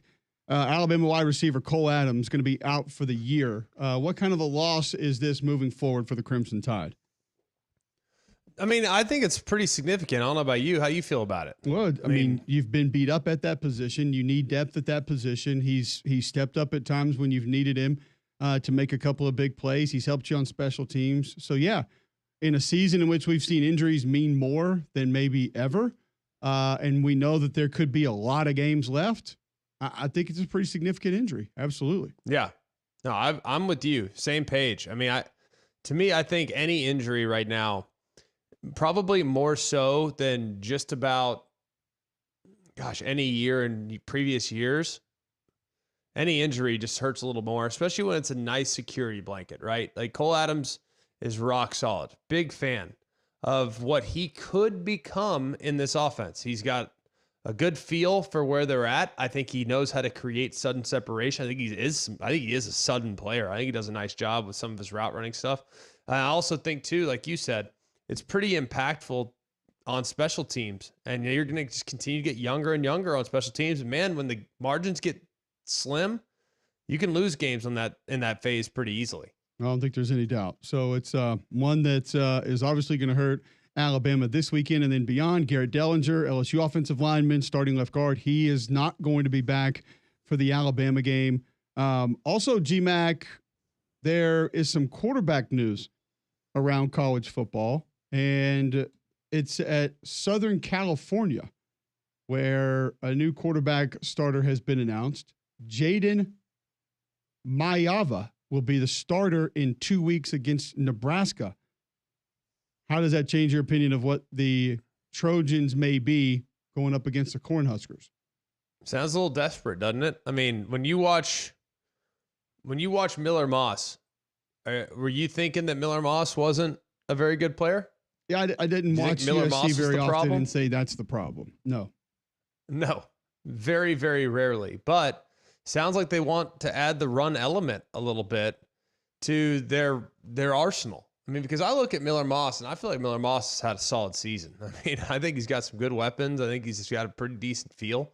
That might be part of the problem, but I have not at one point felt like Miller Moss was the issue when I watch them play. I mean, I think that they have challenges for sure, but it doesn't seem like Moss was the reason why they had those challenges. So a little surprising, but maybe the quarterback run, they feel like can open things up for him. Well, and there were some statements somewhat similar to what we've heard in this neck of the woods after the game from Lincoln Riley saying, if you go change 5 or 6 plays this season, everyone is like, oh my God, they're friggin' unbelievable. Oh boy.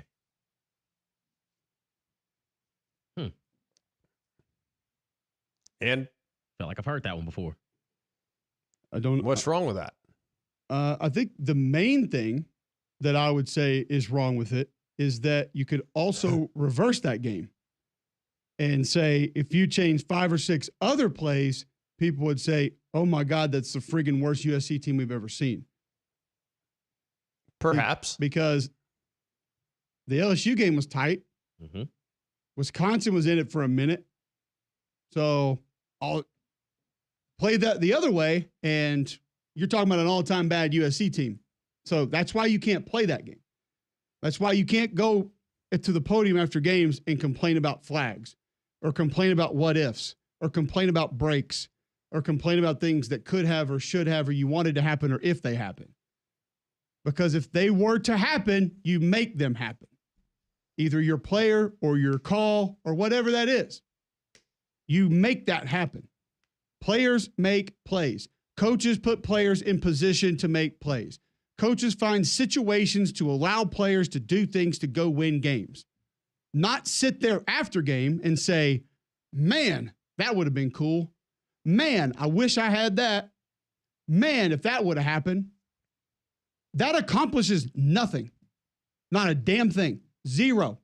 Zero is accomplished with ifs and buts and maybes and whys and wishes.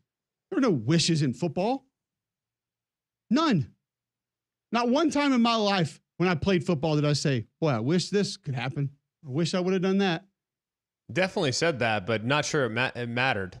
Well, I mean, there were definitely times when I watch Alan Faneca on film and say, I wish I could do that. God, I wish you would have given me that ability. Like I watch Kendall Simmons in practice and say, I wish that when I just made contact with people, they went the other way like that. But physically, I'm not made that way. It's okay, pal. You have a lot of other strengths. Well, I wish the ball would have been tipped our way. Imagine walking off the field and saying those things. Like you do the old shucks arm thing. Well, I wish we would have thrown that ball far. My biggest pet peeve is not if we would have done this, we would have won. If we would have done that, we would have won. That is not what bothers me. You know what bothers me? When you blame the officials. There's nothing I hate more than when you blame the officials. That is the bane of my existence. They've been doing it all And game, Greg. It drives me absolutely insane. It really does. Because if you're foolish enough to leave it up to the officials at this point, it's on you. It's on you. It's on you. Simple as that.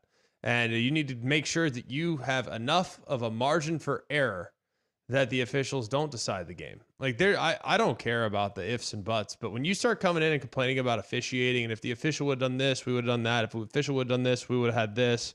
That to me is a loser's mentality. And I think when you have a loser's mentality, it can percolate throughout the program, and I think it has long-term ramifications. I don't think there's any doubt. Winner's mentality is going to backyard adventures because you're going to get a playground in your backyard your kids are going to love. You can customize it, get any different slide, rock wall, swing combination you want, monkey bars, and they'll come put it together for you in your backyard exactly how you want it. That's right. They assemble it. You don't have to worry about any of that.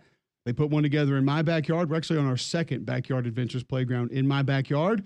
And I heard Greg talking about the basketball goal so much. I had to get one for my boys. We love it. We're out there shooting all the time, just like you guys are from Backyard Adventures, Greg. Yeah, it's been a great addition to the time we spend together outside. Boys were out there yesterday playing in the front yard, worked their way down to the basketball goal. Everyone seems to congregate at the basketball goal on a weekly basis. It's been an awesome investment, and I know you guys will feel the same way. If you go and check them out, Backyard Adventures, off Cahaba Valley Road. You can also go online at backyardalabama.com. All right, when we come back, we will get Bout It. We do it once a week. It's next on McElroy and Cubelic in the morning.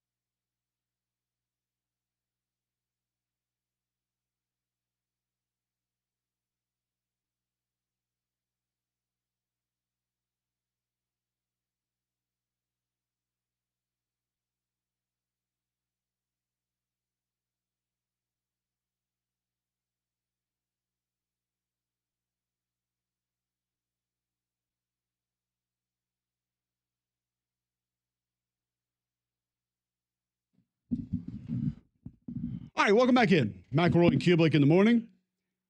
8:50 a.m. Tuesday, November 5th, right here on Jocks 94.5. We're going to get about it here in just a moment, but one place that is absolutely about it is Polar Bear Services, Greg, that can help you around your home a lot of different ways. There's so many different things they can do for you around your house. It's awesome to know that I can call Weston and the guys over at Polar Bear Services and everything gets taken care of immediately. You get your system running properly here before things get a little rough with the cold weather that is heading our way. You get the system tune up, get a repair, maybe even a new installation. Plus, they can help you with electrical work, whole home generators and plumbing. So they're serving all throughout Alabama. So remember, if you have a problem with your electrical, plumbing, heat, or air, just pick up the phone and call the Bear. It's 205-497-BEAR. It's 497-BEAR. All right, every week we celebrate individual greatness regardless of the outcome of the game. It's about it. About it.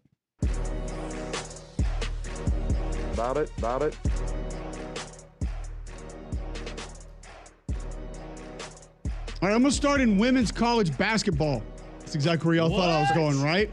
Okay. Why wouldn't you start there? In an almost bad box score of the day, Notre Dame ladies knock off the Mercyhurst. They're the Monarchs. No. Uh-uh. They're the Lakers. Oh, okay. 105-61. Now, in a win, which is still okay. You can still be bouted in a win. 20 points on the day to go along with 10 assists, 10 rebounds, 3 steals. Notre Dame guard Olivia Miles with the triple-double. 1 of 2 from the three-point line, 3 for 3 from the free throw line, 8 of 10 from the floor. She was. About it. Messed around and got her a triple-double. By the way, all 5 Notre Dame starters in double figures last night. Light work. Everyone ate. Light work. I love how we're already in hoop season and we're just giving out love all over the place. I could also give you Leatu King for Notre Dame last night, who went 24 and 11. Okay. So I ain't mad. Double. Couldn't quite triple it up, but did have 2 blocks and 2 steals as well. She was love also that. About it. There we go. All right. There we go. We got action. All right. Let's give out some love. We know I always seemingly head in the direction of a defensive player. Sometimes they win, sometimes they lose, but I always like to go defense when it comes to Bout It. And Bo Atkinson, defensive lineman for North Carolina. How's this for a making your reps count?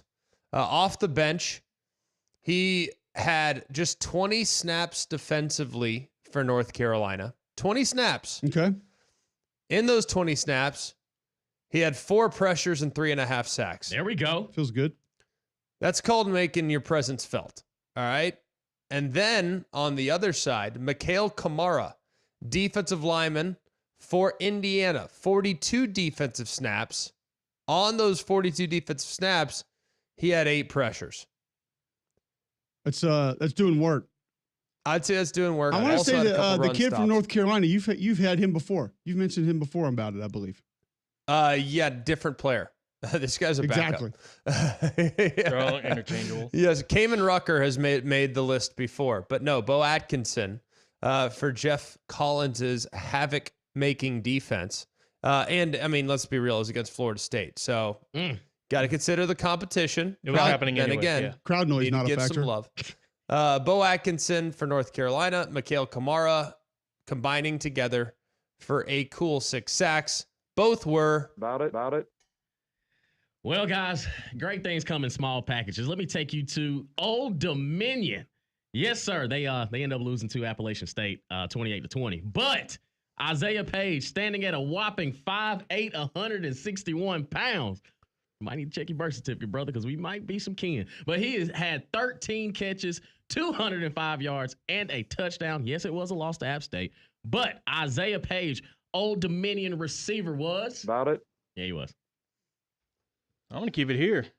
I went to him before, but when you put up 59 points as a team, coming off of quite a number of successive losses, and you go out and have a day where you put up 404 yards passing and not 1, not 2, not 3, but double that, 6 passing touchdowns. Jalen Kidna, oh yeah, my man, you were. About it. I thought for a minute it was going to be a quarterback a little bit more south. Maybe for the Miami Hurricanes that put up some big numbers. I'm staying on the basketball court, though. I'm going to go ahead and burn one since I have about 15 for bad box score. Oh, boy. So it would not make a difference if I tell you that the Dartmouth College. They're the Monarchs, aren't they? Monarchs, they're the Big Green. Ugh. They just snuck past the Vermont State Linden They are the Tigers. They're the Woods. Hornets, Oh, 129 Hornets. to 47 last Oh, night. my God. Huh.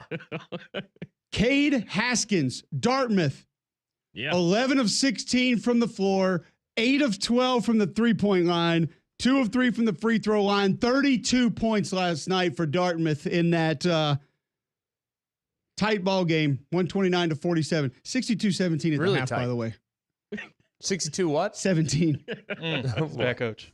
Vermont what you State shot 17 of 53 from the floor. It happens. Dartmouth, great. Dartmouth, by the way, as a team, 20 of 41 from the three-point line.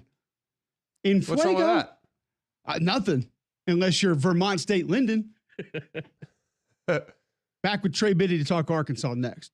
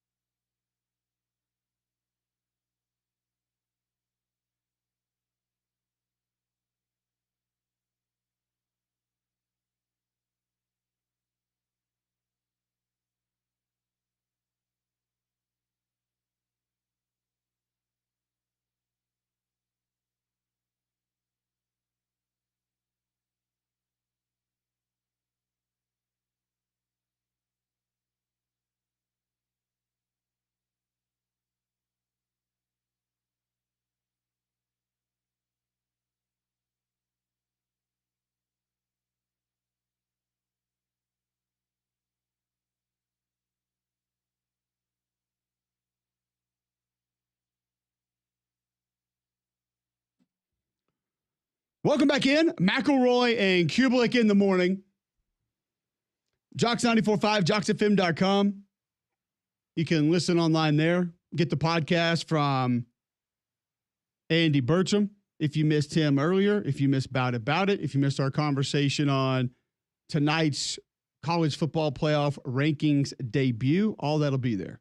And you'll also be able to catch a replay of Trey Biddy, who covers the Arkansas Razorbacks, who joins us now on the Buyers Right hotline. Trey, it's I feel like there was so much positive momentum. There were so many good things about this team to talk about. And then they run into the Ole Miss buzzsaw over the weekend, and it got bad in a hurry. Injuries did play a part in it. And I think the way the game went, obviously, Arkansas is not really built to play that style of football game, and you had to get away from your plan and whatnot. But how much did that change just sort of everything in that building, the way that game went Saturday? Yeah, well, you're right. Taylon Green was hurt, but Taylon doesn't play defense. Ole Miss did whatever they wanted to do offensively, but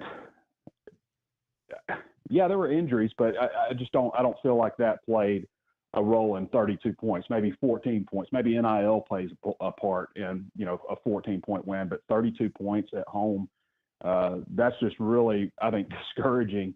For Arkansas fans, for Sam Pittman, it's got to be. And Arkansas has had trouble with two things this season. When they face a team that is really good at getting to the quarterback, they struggle. And that's what Ole Miss does better than anybody. They had 8 sacks against Arkansas. I think they had 9 the week before against Oklahoma. And Arkansas cannot protect that.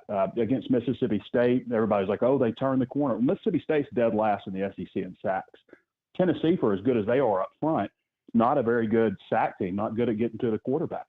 And I just think that that's a pretty consistent narrative. Auburn does a pretty decent job at getting to the quarterback. They just turned the ball over 5 times, so Arkansas won that game.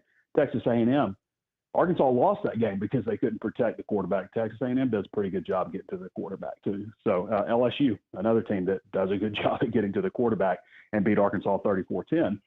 But you got other teams that don't do that, and Arkansas plays well. Also, Arkansas has a hard time with veteran quarterbacks, and they faced a veteran guy in LSU, in Nussmeier. They faced a veteran guy in Dart. They've been lucky to face some redshirt freshmen and some true freshmen this season. So that has been the two things that have just given Arkansas fits. What does this mean for Sam Pittman? I mean, because I look at, and I was texting with one of my buddies up there in Arkansas last week and was asking him, hey man, is Sam feeling the heat a little bit? Because I'm not sure he should be. The guys are playing hard. Like, I had just watched their game against A&M and prepping my game last week. I'm sitting there thinking, like, man, they've made some progress. Like, the offense is pretty sporty at times. So, I mean, what does it really mean for the future of what they have going on and what might be going down here this offseason for Arkansas? I always think it's interesting, Cole, when people say ahead of the season, well, 6-6, that'll be good enough. 7-6, 7-5, that'll be good enough.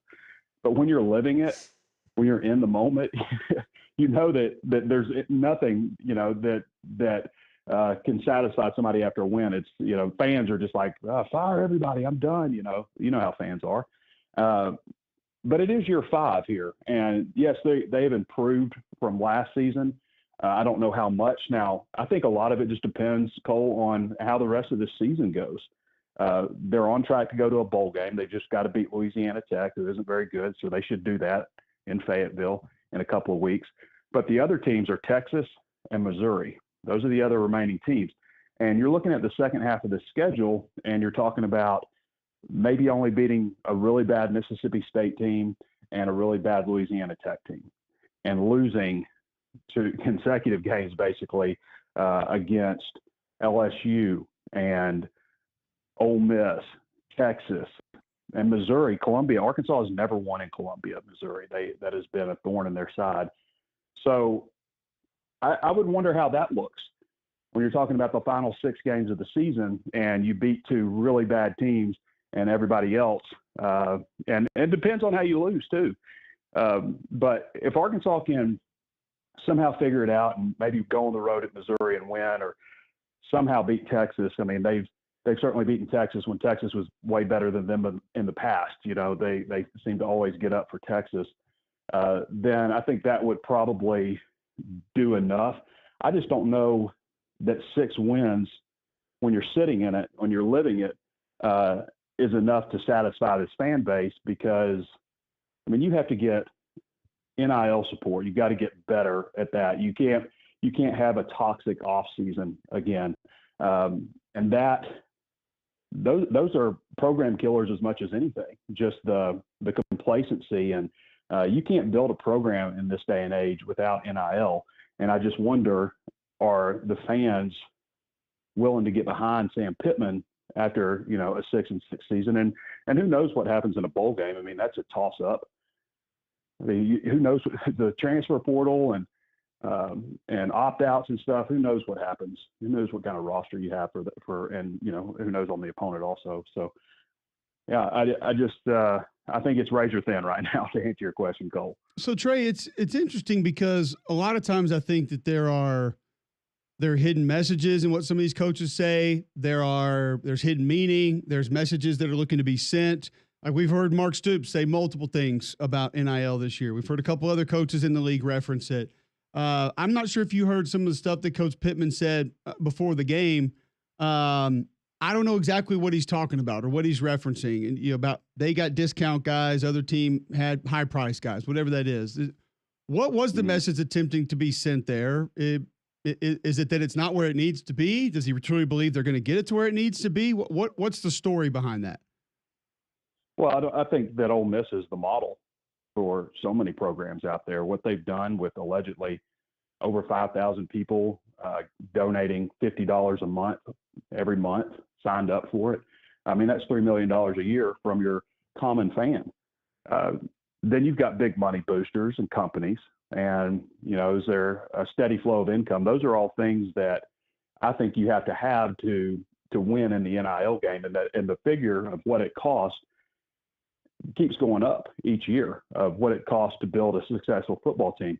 Now, Pittman has said in the past that if it's just NIL, if players are just wanting to come for NIL, then they're probably not going to get them. If it's NIL and other things, then maybe they have a shot.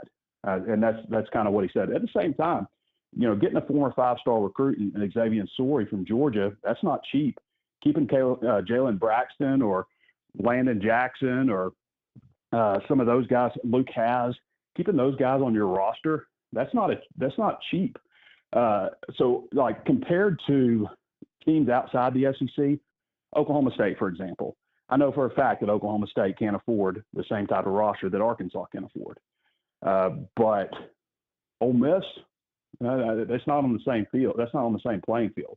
It's different in the SEC. Teams are spending way more money, and Arkansas they have to get more fan involvement. First of all, they have to get more of those, $50 a month common fan donating an annual pledge to NIL. And it's hard because, Ole Miss struck at the right time. They hired Lane Kiffin. They start winning. NIL stuff all comes around at the same time, and they get behind it.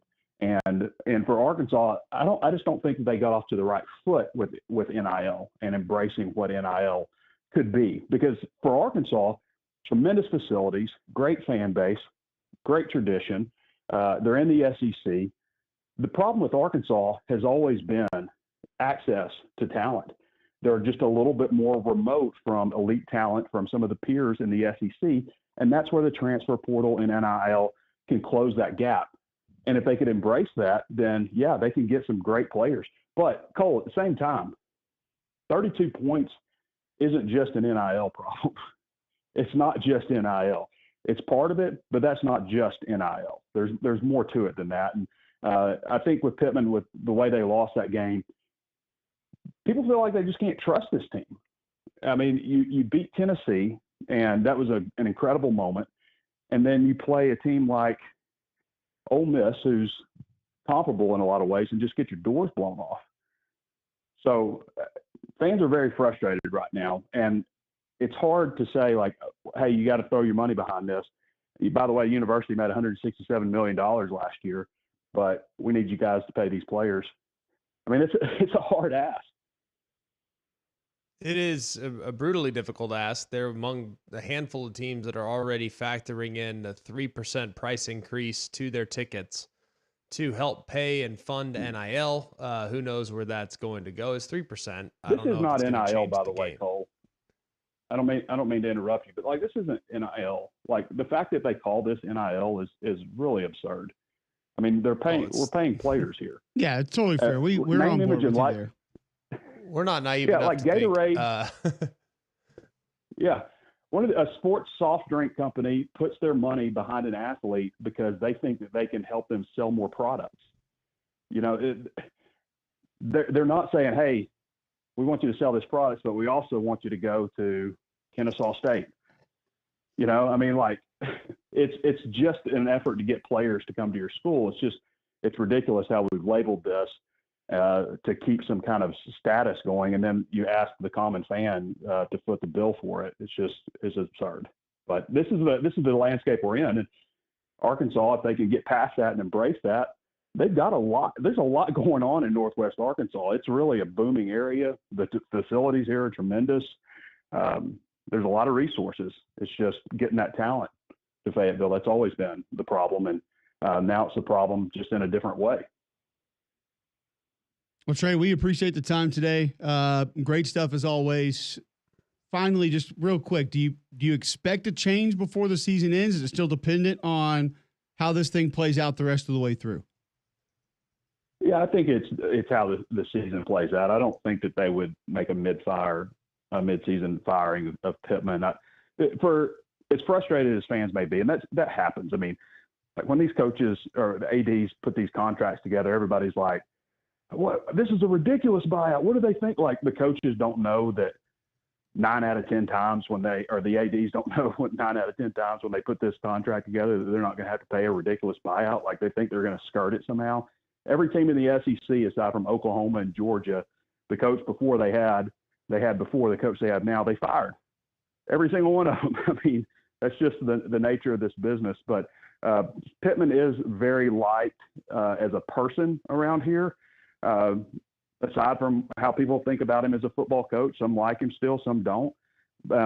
And I don't think that they would just like send him packing after a game or on the plane or on the tarmac or anything like that. I think it would, but also it's razor thin. Like he can still go 6-6, and they say, let's carry this thing on. There's also rumors that he would step down. I don't know if there's any truth to that. But we just got to wait and see how the season plays out, basically. I mean, they're capable of beating Tennessee. Does that mean they're capable of beating Texas or Missouri on the road? Maybe. Yeah, absolutely. Great stuff, Trey. Appreciate the time. Always good catching up. We'll do it again soon. Bye, guys. There you go. Trey Biddy covers the Arkansas Razorbacks, joining us on the Buyers Right hotline. Doesn't sound imminent, Greg, which is good because they have improved. They have improved the roster. I think they've played better more often. Now, as Trey was alluding to, this past weekend, not good. You can't excuse it. No, can't have it. But there are a lot of parts of that team, that program, that have been better this year. I think they're much better this year. I think their offense is dangerous. I think they're a little quarterback dependent because if he plays well, they win. If he plays poorly, they don't. I think they also have a defense that's really good up the middle, but they're really bad on the outside. Some of the guys they have in coverage are not guys that I'd want in coverage. So I think when you look at a lot of different things, I mean, there's been progress made, but what is acceptable for Arkansas? Like, what do the fans want? So if the fans want a championship contender, I don't know if they're built anywhere near being capable of chasing a championship right now. I'm not talking like national championship. I'm talking about being in the hunt for the playoff, right? Being in the hunt for the SEC. So that's kind of where I would anticipate things going. Is they accept where they're at, or do they want to strive for more? If they want to strive for more, I think Sam's in trouble. If they want to accept where they're at, I think Sam's in good shape. We'll see what happens. I'm really interested in it. If you lack energy, get poor sleep, feel on edge, I would anticipate you going to Game Day Men's Health because that could be the effects of low testosterone, and they can help you with that. at Game Day Men's Health. Here's what they're going to do.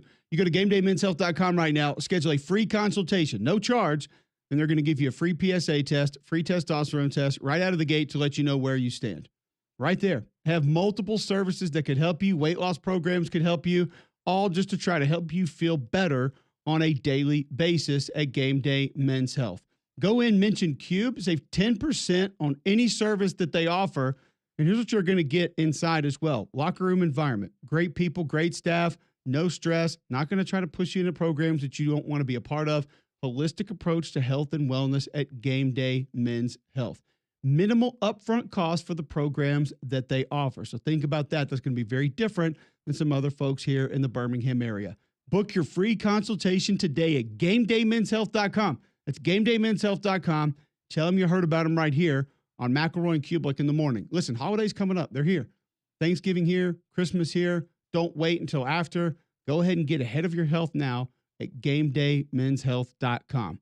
When we come back, some other college football news that we need to get to, and Greg predicts all 15 spots for tonight's college football playoff committee next on Mac and Cube in the morning.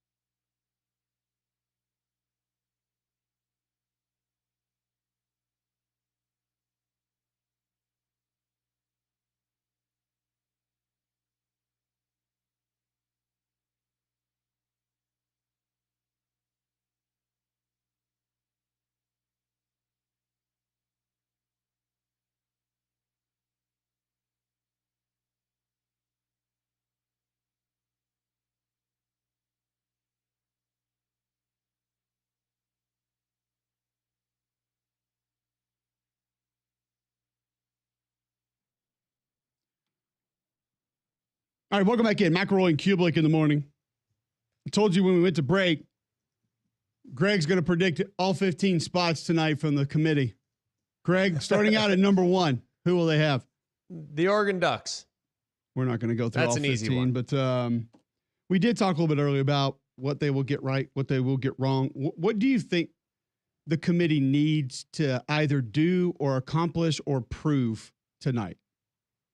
Well, I don't know if they need to do anything, but I think it would be really valuable to us as consumers to know what's most important to them. Is it resume? Is it strength of schedule? Is it strength of record? Is it game control, which is a fancy way of saying eye test? Like, what is most important? And I think we can get a sense as to what's most important for some of these committee members by looking at a few different teams. One, we can look at where they have Alabama, because Alabama, based on strength of record, has a really, really good resume up to this point. Really good resume. They've beaten one of the top 2 teams. They've played a really challenging schedule. They have lost a couple games for sure, but I think we can learn a lot from where they're at. I think we can learn a lot from where SMU's at, for example. Like SMU, not a lot of great wins. Got a good win against Louisville, but that's about it. Meanwhile, you have Indiana, who really hasn't beaten anybody of significance, but they've stopped everybody.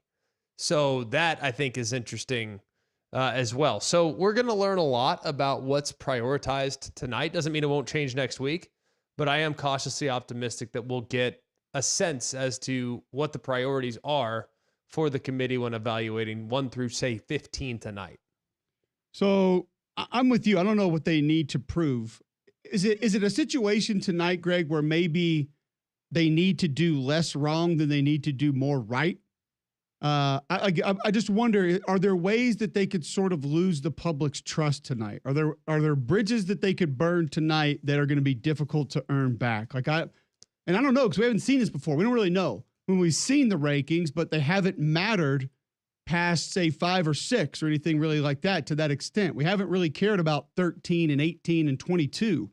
It's going to be different tonight. And I wonder, and I guess there's nothing they can do that's not reversible. I mean, they can easily go out next week and say, yeah, we had BYU at 18. Now we have them at 8. We don't care. I guess they can auto-correct if they have to, I guess. I don't know.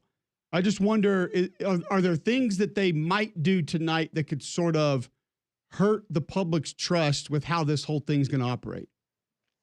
Yes. I think what would be most damaging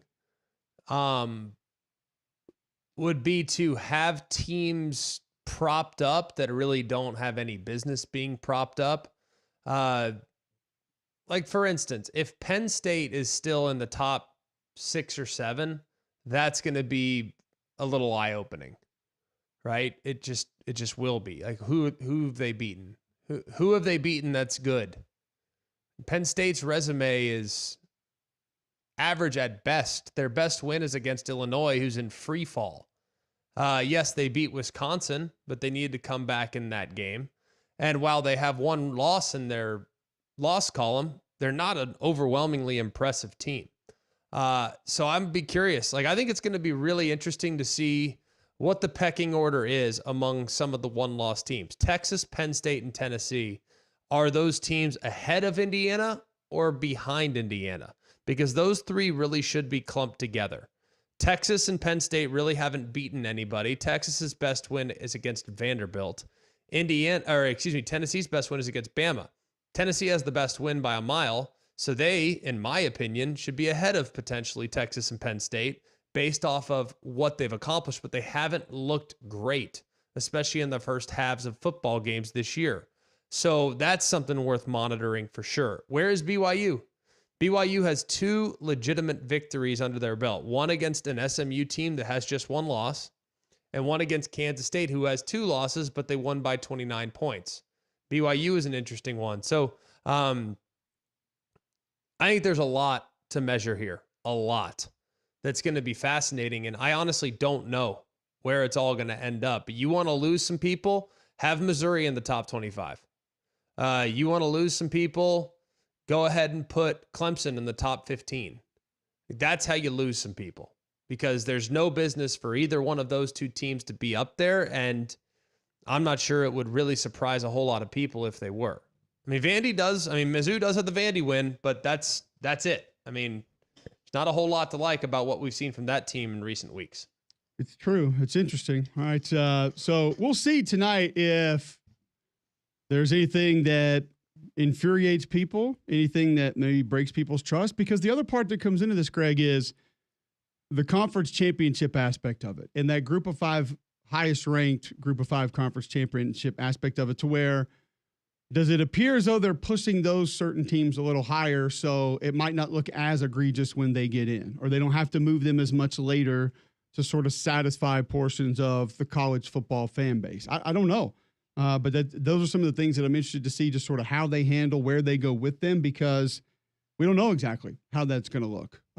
We do know exactly how you want your yard to look next spring, and that's by allowing Waynes to go ahead and treat it now, because they need to do it now once we hit the cold months to make sure it's barefoot good for next spring. That's just one thing they can do.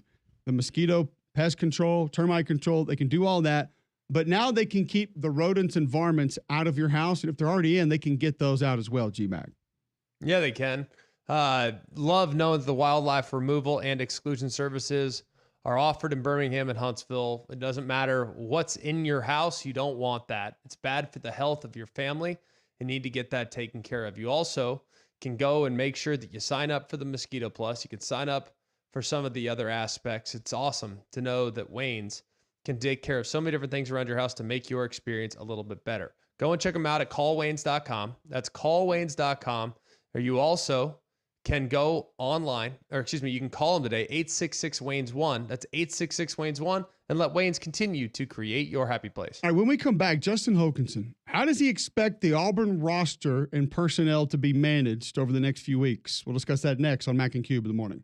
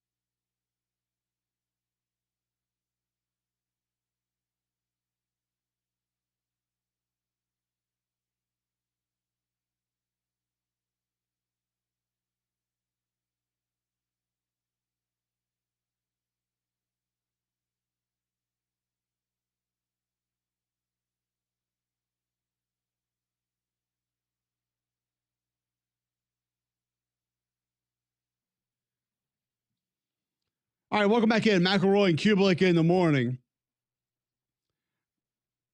What will Auburn look like coming out of a bye week, having to win 3 out of their last 3 to get to a bowl game? Justin Holgerson covers the Auburn Tigers. He joins us now on the Buyers Right hotline to discuss it at 9:31 a.m. Tuesday, November 5th. Hoke, what are you hearing about position battles, personnel, things that may look different than they have the last couple of weeks the next time we see this Auburn football team on the field? Yeah, that's a good question. I mean, I haven't heard much yet. I think they're entering the bye week right now. Obviously trying to kind of do some self-evaluations and things like that. I think that's been a question for the better part of a month from a lot of the people that, are on our board and supporters is, okay, does there come a point where you just start playing young players if you feel like the season is, I don't want to say lost. I mean, Auburn could still technically go to a bowl, but if you feel like you're just not going to accomplish what you're going to accomplish this season, do you turn and say, all right, I'm going to play some younger guys because I just want them to get valuable reps? I think that'll be interesting to see. I think you're already starting to see that a little bit in the secondary where Keontae Scott, the last 2 games, is not even playing on defense anymore, but he's returning punts. So he looks healthy. And so you see a few moves like that. Maybe you see a little bit more of a Morris Williams. DeAndre Carter's a guy. Maybe you see him getting the lineup a little bit. But that's a tough thing, and I would love to know your opinion on that too. It's a tough thing to potentially replace a guy that maybe is a veteran on the roster that is the better player, but say, I want to see reps for a young guy, and virtually in somebody. I mean, if you told Jalen McLeod, hey, I want Morris Williams to get a bunch more reps now, and Jalen's like, well, wait a minute, I've done everything I'm supposed to do. So I'm kind of curious how they sort of manage that, if they do some of that and try to get young guys snaps. If that means some other guys, kind of get pulled and their season's sort of over. I'm curious to see if that happens. Yeah, it's interesting because Greg and I are on a little bit different pages with this. He thinks you still go out, play your game the way you've been playing it, play to win. I don't think you take a guy like you mentioned who has been doing everything well, but guys who maybe have not been executing well and have made a lot of mistakes, and the next person in line looks like they might be a bit of a liability. You're willing to take a few more risks by giving them some extra snaps. I don't think it's a complete overhaul, but I would open the door to allow other guys more snaps if you thought, hey, their youth, their inexperience could cost us at times, because now some of that's out at this point. But Greg, you feel a little bit different about it. Yeah, if you are knowingly playing someone that is not giving you the best chance to win, and the players know that, then you're cutting off your nose to spite your face. So I think you start playing guys that are practicing well and rewarding guys for their hard work. That's one thing. But when you start all of a sudden saying, hey, we're going for next year and I don't care about putting our best foot forward right now, you're cooking with some real dangerous chemicals. That's my thing. Because then you can lose the locker room for the long term. And that's not something that Hugh Freeze is looking to do right now, given the tumultuous start to his tenure that he's already had. Yeah, and the other factor of that is the portal. Like that, how much does that change things where you go, well, I don't want to – there's a kid that I think in 2 years is going to be awesome, but he's not now. But I don't want to lose him. Yeah. And how do you factor that in? I sort of come down like with where Greg is. In the end, I don't know, I guess I'm with both of you. I think if there's a guy, I think maybe it's a situation by situation thing, but I definitely think if you're Hugh Freeze and you've preached culture and you've preached against entitlement and you've talked about what you want to build from the ground up, I do think it might be counterproductive to then go out and play a guy who's not necessarily the best player because you think he might leave in the portal. Well, to me, that's kind of giving into entitlement a little bit. So I don't know how you can sort of preach it and then go play the young guys just because you don't want them to leave, even if maybe they're not the best player at this moment. To me, that's a tough one. See, and you mentioned the portal, Justin. That's kind of part of my thought process with it is I want to start giving those guys some playing time so they can see, okay, I see how I fit in, or okay, I got targets. They'll work me in, keep them a little bit happier when the portal does roll around. So it's complicated, and it can work a lot of different ways. Based on who you've talked to, what you're hearing, what is staff continuity, the temperature of that right now inside that Auburn football facility? Oh, I'd probably say it depends on what side of the ball you're on. I think I think it shows on the field. I think the continuity on the defensive side is pretty good. I think the continuity on the offensive side isn't. I think there's just some people on different pages. I don't know if Hugh Freeze is on the same page as Ken Austin and Derek Nix all the time. And Mark, I think there's just some things that aren't jiving on that side of the ball in terms of what they want to do week in and week out. I think defense is the other side of the story. I think they're very well prepared. I think they practice in detail. And I think everybody on that defensive side knows their identity. They know what they want to accomplish. And Durkin's kind of the leader of that. His intensity's high, and I think he prepares that side of the ball well. I think offensive side of the ball during the week is just not they're just not as cohesive, And I mentioned this on our board a few times, and I point towards Hugh Freeze trying to be everything that you got to be as the head coach, and then also try to be the primary play caller. I don't think he is as involved during the week as he needs to be. It's my opinion, and I think it opens the door for miscommunication on Saturday, or just not jiving on Saturday, or the rhythm not quite being there. I don't think he's in every meeting and doing everything he needs to be offensively, and also being the head coach. I think it's just two different things. So I think the defensive staff and the continuity is pretty good. I think offensively it's just not. And I think you can look at the results on Saturday and see that, but I've also just talked to people and kind of know the feeling that there's a little bit of frustration on that side of the ball, and just feeling like, more times than not, they're just maybe not quite on the same page. What do you think is going to happen in the offseason with Hugh Freeze? Do you think he maybe looks at what they're doing offensively, maybe hires another offensive coordinator? I know my Nix and him are calling the plays, and who knows what the collaboration really is there and whatnot. I'm not sure I really care. I'm just curious if maybe he feels like it's necessary to bring in an additional set of eyes to maybe look at how they're calling things on the play-to-play basis. Yeah, that's a good question, and I don't know right now. I don't know what he wants to do. I mean, he one of the big things we heard last year was he struggled so much because he didn't know the term. He turned the offense completely over to Montgomery, and he didn't feel like he knew the terminology, and he wanted to help, but he didn't feel like he wanted to make it worse, and so his whole thing was getting Nix back in and Ken Austin, and there be cohesion between those three. Like, they all know what the terminology is, they all know what they're doing, and Freeze can be the play caller. And it just hasn't worked. And so I don't know. He's got to decide. I mean, we talked to him until a couple weeks ago, and I asked him in the press conference, do you feel like you have all the time during the week that you want to do everything you need to do offensively and also be the head coach? And he goes, it's a challenge. It's a challenge to do both. I'm sort of in meetings, and then I'm sort of in and out talking to players, and he's got to figure out if that challenge is something he wants to continue to deal with, or if he needs to go back to a pure OC. Maybe he can go back to a pure OC that stays with his terminology. So if he feels like he needs to interject, or if he feels like he wants to help, he can do it at any time. Whereas last year he felt like he couldn't. He didn't want to sort of confuse anybody and make it worse. So maybe there's a best of both worlds where you can hire an OC, but all the terminology and everything stays the same, so you're always in the loop. So I don't know. That's a good question to see what he does, because you also hear him talk about how he struggles to recruit in the portal, and he struggles with sort of all these things. Why does everyone act like he's the only one with these challenges? Like, I know.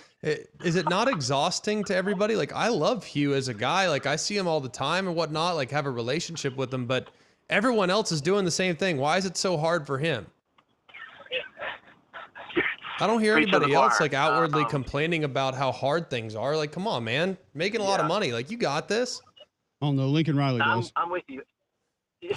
Well, and to be fair, like he on one hand, I give him credit for being honest and just saying I struggle at this. Like, a lot of coaches maybe wouldn't come out and go, hey, I struggle a little bit with this, and so I give him a little bit of credit, but it doesn't change the fact that he's struggling with it, or that he doesn't like the system or whatever. And so I wouldn't say it's complaining. I just think he's being honest about, here's how I feel. And so, but kind of beside the point, if that's how he feels, that's how he feels. And so you're right.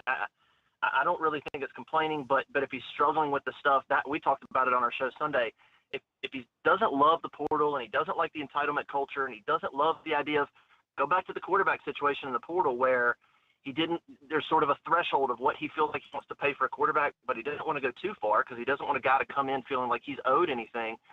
I mean, that's kind of the landscape. So like if you don't love a lot of things about what college football is right now, I mean, I don't know, like either get used to it or get out. Like you can't not love all these things about what it is now and then still be successful doing it. I don't really know how you marry those two things.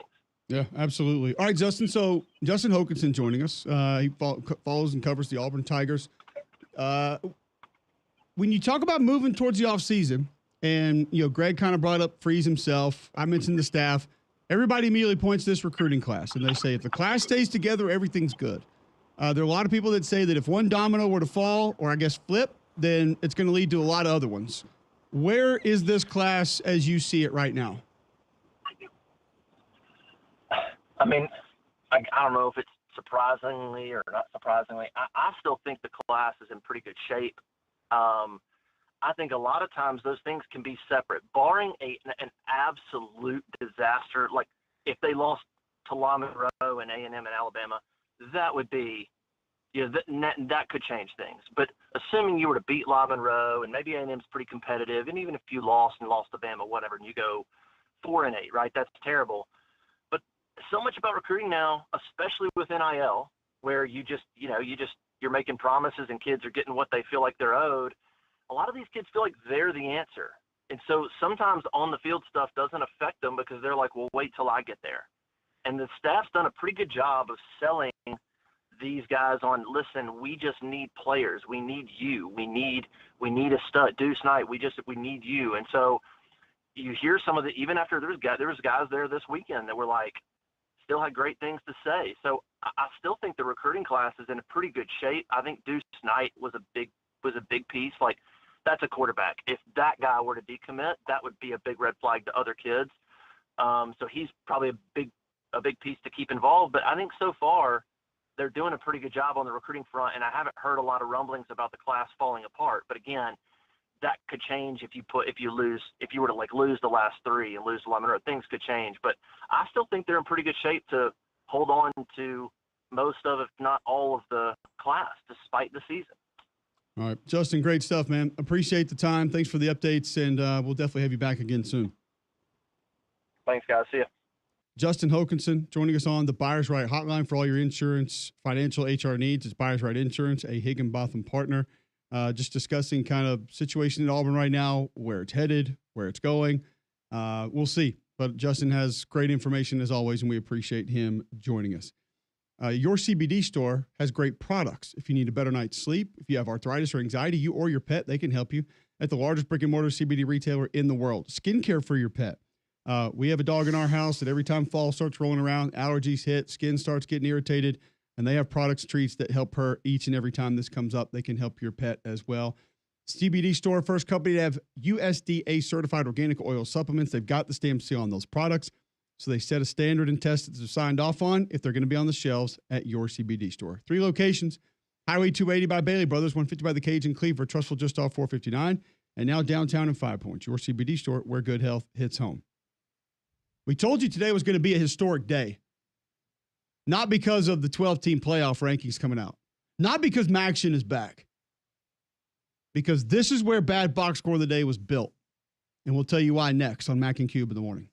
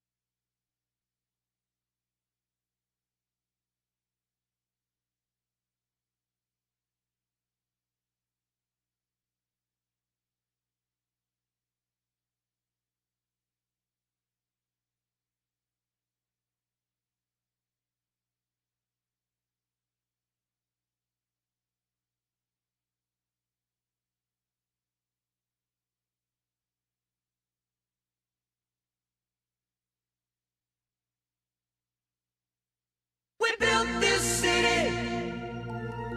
Welcome back to McElroy and Cubelic in the morning. Final segment here on a Tuesday, 9:48 here in Birmingham, Alabama. Hope everyone has a nice day, not too stressful. I know it's a big day in a lot of people's lives, but just know we'll be here tomorrow. And if you want to escape the political conversation, you know where to find us. We'll be right here on Jocks 94.5. I'll tell you what you can also find. If you're trying to vote for a national champion, you ought to vote for a national champion in GMC dealership. That ought to be Bill Smith Buick GMC. GMC votes for you. Don't worry. They've selected Bill Smith 7 times. They've won the national championship more than anyone else in the Southeast. They're the biggest in the Southeast. They're the best in the Southeast. And it's also nice for us to know that they're right up the road from us off I-65, exit 310, Highway 31. You can go and get yourself a new GMC Sierra 2500 Ultimate Denali, which is just an amazing vehicle. So nice and also yet so much power. $96,535, but you can take $9,000 off. That's $87,535 is what you'll pay, plus 3.9% for 48 months. So take the short drive up to Coleman. You'll be glad you did. Go see Andy Cole and Jonathan Yeager. You're going to have a better experience there than you will with anybody else. That I guarantee. Take the short drive, or you can shop online, have it delivered right to your driveway at BillSmithBuickGMC.com. All right, Tuesday, November 5th, excuse me, 9:50 a.m., Jocks 94.5, McElroy and Cubelic in the morning. This is where it was built. This is how we got here. This is how we made it. This is a bad box score of the day. Personal foul, 69, offense. He was giving them the business. Intentional grounding, offense number 7. It's a 10-yard penalty. I'm talking to America here, excuse me. That's the game. I'll just run through a couple quick ones for you. I mentioned earlier, Jacksonville State knocked off LaGrange 112-48. The Dartmouth girls knocked off Neverland. I don't know if that's like the ranch or Neverland. a made-up team. Okay. 129-47. They shot 49 of 78 in the game. So fast break points 33-10. Points in the paint 58-20 in that one. Murray State knocked off Bethel, Tennessee, just barely 113-37. College of Charleston knocked off Meredith. I don't think she played by herself, but it was 124-26. It feels like she might have. Your score by quarter, 29-12, 36-3, 39-1, 20-10. 39-1. There was a quarter of basketball that was 39-1 of actual competitive basketball. Yeah, I think Meredith did play by Was it herself. competitive? Well, there is officiated. There, officiated basketball. FIU knocked off Florida Orlando 132-25 last night. And that's not a bad box. They shot 9 of 52 from the floor. I can do that. That's a triple digit. They were right out there. rebounded 66-17. Oh my They gosh. turned it over 31 times, 3 of 14 from the 3-point line. Pitbull like that. There was no effort. 66-17, they were out rebounded. 0. 47 of 84 from the floor for FIU. Ooh, wee. All right, let's get to the good ones. All right, I got a couple other randos for you. South Carolina State knocked off Morris 137-55. Lamar knocked off Paul Quinn. Again, I don't know if he played alone, but it was 113-42. That just seems unfair. 5-on-1. The Florida State women knocked off North Florida 119-49. Oh my gosh. Not great. It's not the best I've seen. UNC Greensboro just snuck past North Greenville women 91-31. Okay. It's not too bad. Only 60 points. Yikes. Only 60. The McNeese State. Wranglers? No. Shoot. Cowboys? Yeah, Cowboys, I think yeah, this yeah. would actually be the Cowgirls. I think they go by. This is the Okay, ladies yeah, basketball team, but yeah, close enough. They played the Southeastern Baptist College. They're the Patriots. I'll say the Pioneers. They're the Chargers. They probably should have taken some more charges in this game because it was 99-19. 20-4, 23-5, 27-6, 29-4. Your score by quarter. Oh boy. Southeastern Baptist shot 4 of 40 from the floor. 40 shots made 4. 2 of 19 from 3. They were out-rebounded in the game 61-25. Okay, so not only did they shoot poor, they didn't give much effort on the rebounding side or anything. Shoot poor, score no more. Now, the McNeese ladies only shot 4 of 20 from 3. They were 42 of 88 from the floor. So they weren't even like completely dialed in. They still blew you out by 80. Also last night, the USC Salkehatchie. They're the Thunderbirds. No, Ducks. No. Actually, they stayed old school. They're the Indians. Oh, okay. Okay. They knocked off the C Prep. Get prep. No. Oh. They are they're the Tigers. They're the Cougars. 153-88. They scored 153 points in a game. Feels like a double up. 153 in one basketball game. By the way, that's their second game of the year. They won 139-100 in their first game. Okay. 8 in double figures. The Pima Community College. They are the Patriots. No, they're the Dragons. they're the Aztecs. Oh. They Close. just snuck by the Ascending Prep Dominators. No. Eagles. Yeah, I was gonna say 154-60. It was 80-28 at the half. Woo! Leading scorer in the game, It's a bad coach. Max Marley. Yep. 10 of course. 17 from the floor, 4 of 7 from 3, 29 points, 10 rebounds in the game. Oh, Max. You guessed it, son of The coach. Dan Marley. Oh. In his bio on the Pima Community College Aztecs page, they ask him his dream starting 5, Hit me. in which he names Michael Jordan, Kobe Bryant, Kevin Durant, Tim Duncan, and Akeem Olajuwon. That's pretty good. They probably wouldn't lose many games. Nah, Pretty don't think sure so. that's who I would go with. Yeah. Maybe Wilt. He left out Dan, his dad. Who are you taking out? He's 6 man. Spark off the bench. I'm just saying. By the way, Pima Community College shot 61 of 100.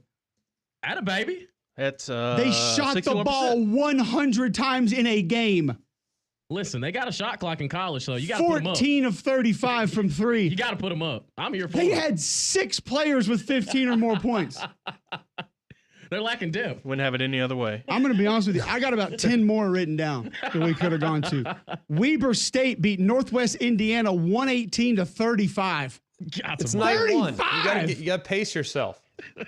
There'll be more tomorrow. Don't worry. 3-man front is next.